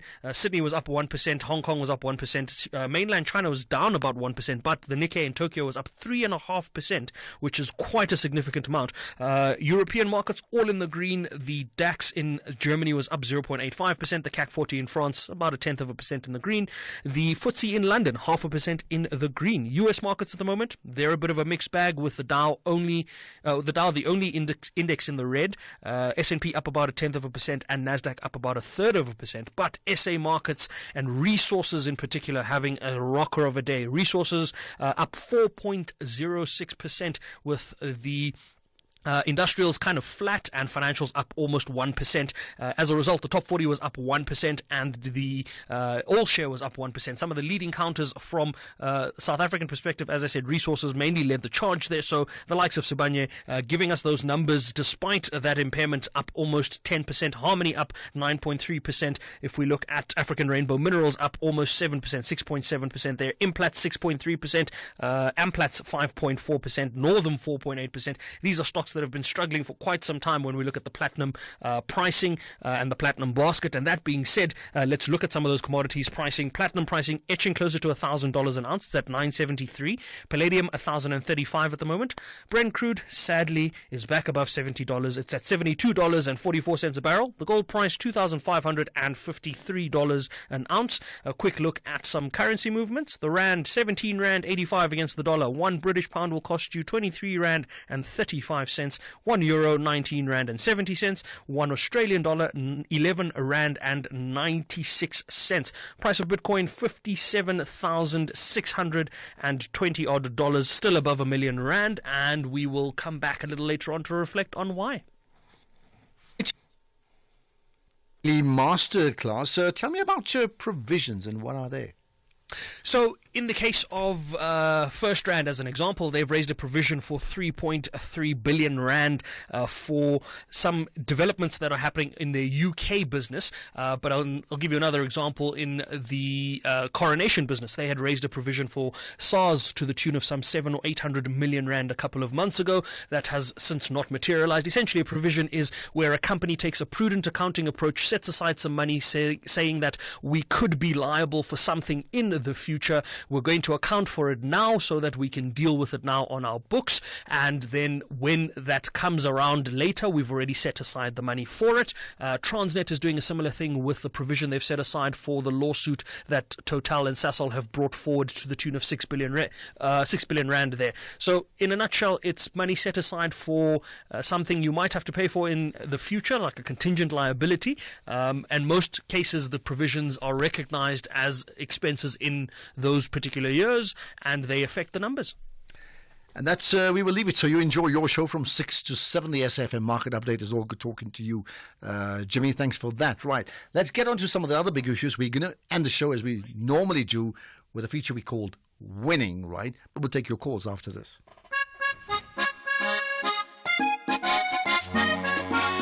This Heritage Month, SAFM invites you to celebrate the rich tapestry of our nation's diverse cultures. From the vibrant beats of our traditional music to the flavors of our unique cuisines, every culture tells a story of strength, unity, and identity.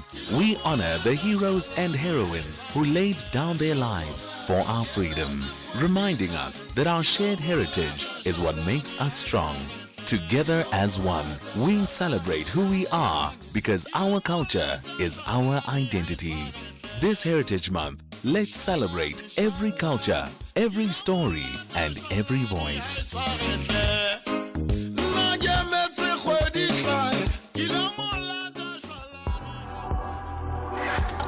The National Pulse with Ashraf Garda. Okay, let's get to some of your thoughts. Mark, you have a view on education. Hi, Mark from Durban. Hi, hello there. So I have a relative. He's a senior lecturer in an institution. I will not mention the name. And he was telling me that when the students have, and they do physical exams in the controlled environment, the marks are very poor, 45% and below. And he's got 1,000 and some odd students. But when he gives them controlled tests on the online portal, they get 90, 95, 100%. So I asked him, so what are you going to do about this? It's a serious matter. He said, I don't want to go down that road. I do not want to touch. It's an ongoing problem. It's a major problem. I'm bringing this up to you, Asha, because at the end, I'm in business. These very students come to me, come to the company, and we have a look at these very uninformed students. And it's a major problem. Now, when you get the results, you'll see fantastic results. But on paper and in practice, it's a major, major problem. And I don't know how we're going to address it, but it's the education that has to do it. Because he said if he goes down this road, he's in trouble. They will take all right, him out. I'll leave it at that just because of time, but I think maybe we need to run a series on the future of whatever, like 10 key issues in South Africa that prevents us becoming what I often talk about, a champion nation. So what would be those 10 things? And let's see how we can get close to that or how far we are away from that. Thanks for that call, Mark, in Durban. From Durban, we go to Kabeja. Temba there, hi. Hi, Ashraf. Ashraf, I know you are good. Look, Ashraf, firstly, the DA won't leave the GNU. The DA is invested more than the ANC in the GNU because the economy that it intends and forces the ANC to defend is the money in the white hands in the majority. That's the economy they are trying to defend. That's the financial system and financial credibility of the country that they are trying to defend. And they know it's better for them to be in the room and run the country through the president. So they will not leave the GNU. But then we must accept as South Africans, there are two things that we must accept: poverty, unemployment, lack of development outside the GNU, or we support the GNU for the growth and development of the country, moving towards the EU as the economy that is more invested into our economy. So those are the two stark choices for us who come from the revolutionary side, that we must understand the country as in borders means nothing. What matters most is the economy, and that economy for now is in the hands of the white minority by default. Not by default, but because money is there. Okay. Well, there we are.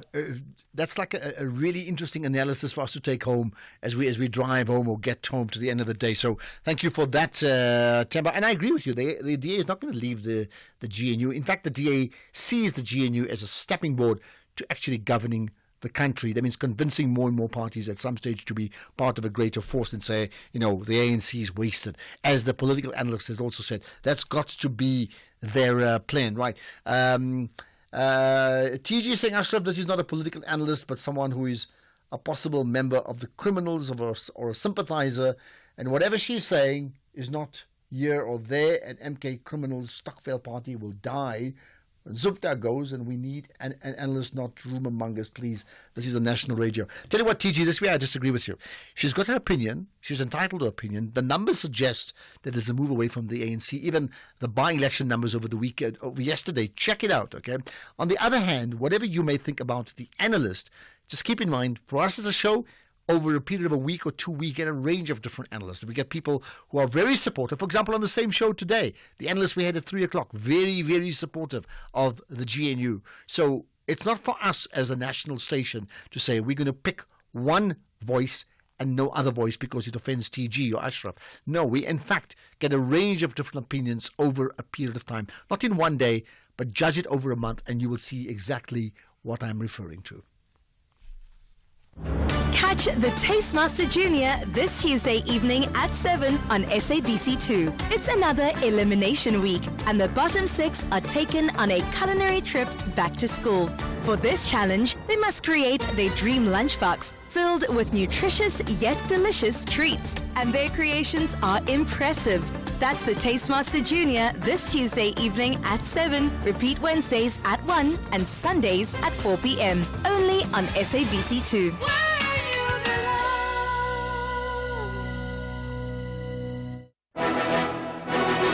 Weeknights on S3 are anything but ordinary. BBC Primetime brings you the best of British television from 9 p.m. till 11 p.m. Open your mind to Life on Death Row, Thursdays at 9 p.m. and Resistance in a Hostile Environment, a 3-part documentary showcasing turning points which would go on to define race relations in the UK for a generation. Thursdays at 10 p.m. Wind down your weeknights with The Outlaws, Fridays at 9 p.m. and explore the world's most dangerous roads at 10 p.m. Channel your best entertainment with BBC Primetime, only on S3. Open up. Conversations that you connect with and react to. SAFM. Well, naturally, lots of conversation about the DA and the ANC and where they go next, right? The Bella Bill will be signed into law, but the DA will take the matter to court, and the ANC will agree with the DA to take the matter to the Constitutional Court to see if the Bella Bill is actually, in fact, passes constitutional muster. So, obviously, from our perspective, the MK and the EFF are, they are definitely wanting a breakup happening of the GNU, and they're using this to their advantage, and players from their side have been pushing for the signing of the Bella Bill so that this GNU divorce will happen. But I think that the matter will be taken to the Constitutional Court, and Leonard from Pietermaritzburg. Well, thanks for that, Sir Leonard. Maybe you're right with your assessment. There are certainly others who may not want this to succeed for reasons that you've just mentioned, but I think they're going to stick around. But if it goes to Concord, what would the relationship between the ANC and the DA be, short-term and long-term, considering how long that may take? Good afternoon, Ashraf. Tabo from Germiston here. Ashraf, Steenhuisen is not even ashamed to mention the fact that him, DA and others want to, to preserve property, private property rights ownership. So according to him, it's okay for black people in this country to continue not to own property and the land. And they must continue owning the land and property for many years to come. That's nonsense. That's that's nonsense.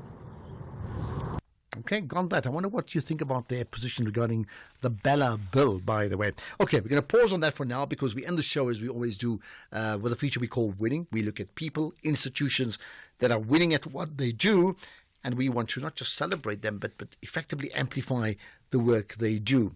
So, Gold Youth are celebrating 20 years of youth-led change across the African continent this month. Let's hear from the founder of Gold Youth, and that's Susanna Farr, and how they certainly hope to develop 10 million young African leaders with character and integrity in the next coming years. If they get that right, we could well be the greatest continent in the world, and I want to be a part of it, okay? Susanna Farr, thank you for your time, CEO, founder of Gold Youth. Thank you. It's great to be here. Thank you. So you've got lofty ideals. Are you on track? Sorry, Ashraf, you broke up there. I was saying you have lofty ideals of, 10 million young African leaders. Are you on track? We are, and we're encouraged. I think we feel the urgency, but I guess you could say we're building a little bit of an arc. We're intentionally in a phase where we've termed it our African scale proof of concept. We've been going for 20 years, and we're really asking the question, how do we scale the model without scaling the organization? And so a lot of the focus the last few years has been looking at the system, looking at the ecosystem, taking learnings over 2 decades and beautiful mistakes and listening hard to those on the ground, looking at research and saying, how do we unblock the barriers that are preventing our youth from thriving? And we're tracking those numbers, but also remembering each one of those 10 million is a face and a name. And when Gold Youth started, so you're celebrating 20 years already, right? When it started, what is the vision and the bottom line to this? Sure. I think you could almost say we've had very little mission drift, and I think that's a good thing. But at the same time, so much has changed. We set out at the get-go to look at what are the root issues holding young people back from understanding their true value and being able to live that out with purpose and make decisions to enable them to start to come into their full potential. And at the time, we were at the epicenter of the HIV and AIDS pandemic. I was in the trenches in communities where we were losing teenagers. And, it was at the time in the States where antiretrovirals were available, and yet we knew that this was a status quo that had to change. And yet we from the beginning said, how do we think about scalability? How do we look at the different actors in the system? And how do we address a young person as a whole person? And there were many initiatives looking at just education or just unemployment or just HIV prevention, and yet you've got this little girl, this young boy who is wanting to know, who am I, whose am I? And we also, and I'd come from a background in advertising and social behavior change, and yet had also been part of the struggle and knew the power of peer pressure and young people who have a personal change that can then impact on their peer groups at a group level and a community level. So we did not invent that, but we harnessed that to say, how do we leverage the impact that young people already have and use this extraordinary power of youth-led change to drive a change in norms? And that is really where the vision was birthed, to see young people know that gold inside of them, to live it out with purpose. And they are those change makers. So it's interesting you mentioned it, because I'm off to Montreal on Monday for the One Young World Summit, which, as you know, is very much a coming together of some of the brightest young minds in the world. And they probably focus on organizations like yourself, which gets me to think about what you said about when you talk about youth-led change. Give me examples of how that's worked. So just on Montreal, I was meant to be there and I didn't get my visa as an African. I think we are using a mentorship model. We are using a way of enabling young people, no matter where they are, no matter what their circumstances. We've always got something to give. And we have seen in some of the toughest circumstances, when a young person understands that they can make a difference and they can use that agency that they already have, because we don't give a young person agency. We don't give someone value. We help them see who they are, whose they are, and that changes everything. And when young people are given an opportunity and they're given an enabling environment to lead and make decisions and fail forward and be a part of a solution, something in them rises up and they want to be a part of something bigger than themselves. And that's really what we've had at the heart of the gold model, is what we talk about. The message giver is the strongest message. People don't change with information alone. They change when people close to them change, and they want to be part of something authentic and real. And so when we place youth at the center of that and serve them to act on what they see as the needs and the opportunities and the solutions, that's when the magic happens. Just the last thing, we've got a minute to go. You asked the question, where do you see yourself in Africa in 2044? You asked the youth that question, right? What is the most common answer? Amazing resilience and hope, and yet I guess you could say a cry to be a part of being those architects of their future and of ours. And many of them are seeing entrepreneurial opportunities, they're seeing innovation, they're seeing that they can make a massive difference, and yet they're concerned that there are barriers, there aren't jobs. I think for us, we are working with grassroots youth organizations that are often not given a voice at the table, and we are saying they're the experts on the ground. They know their communities. And so when given that listening ear, and when you're part of an ecosystem, I think we've got a very bright future ahead, but we're at a inflection point where we have to back young people. We have to realize there's no plan B. This is not just an African problem. This is a global problem. This is all of our investment. The average age is 19 in Africa. There are going to be 2.4 billion of us in the next few decades. So we can't ignore Africa. And I think that's the opportunity. Young people have a vision. They're leading today, not tomorrow. We have to back them now. And they have amazing ideas. Okay, well, I'll tell you what, you got us all very, very excited about young people, even maybe more so than before. And I wish you best of luck, certainly with Gold Youth and the young people that you galvanize. And even at this 11th hour, who knows, maybe, just maybe you get your visa to Montreal and we'll see you there. But having said that, you certainly have inspired us. Susanna Farrer, thank you for your time. And keep on winning, not just for yourself, for your organization. Thank you. But certainly Thank for you the so African much. continent. Thank you for that. Right, let's get the news now. It's 6 o'clock. Here's Greg Coase.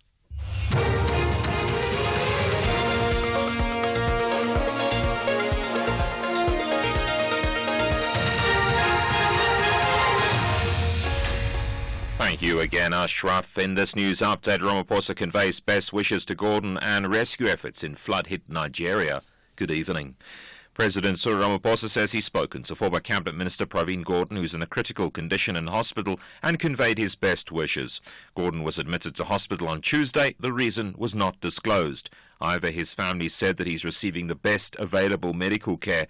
The President addressed the media after answering questions in the National Council of Provinces. I'm saddened by the condition and the illness of a former minister.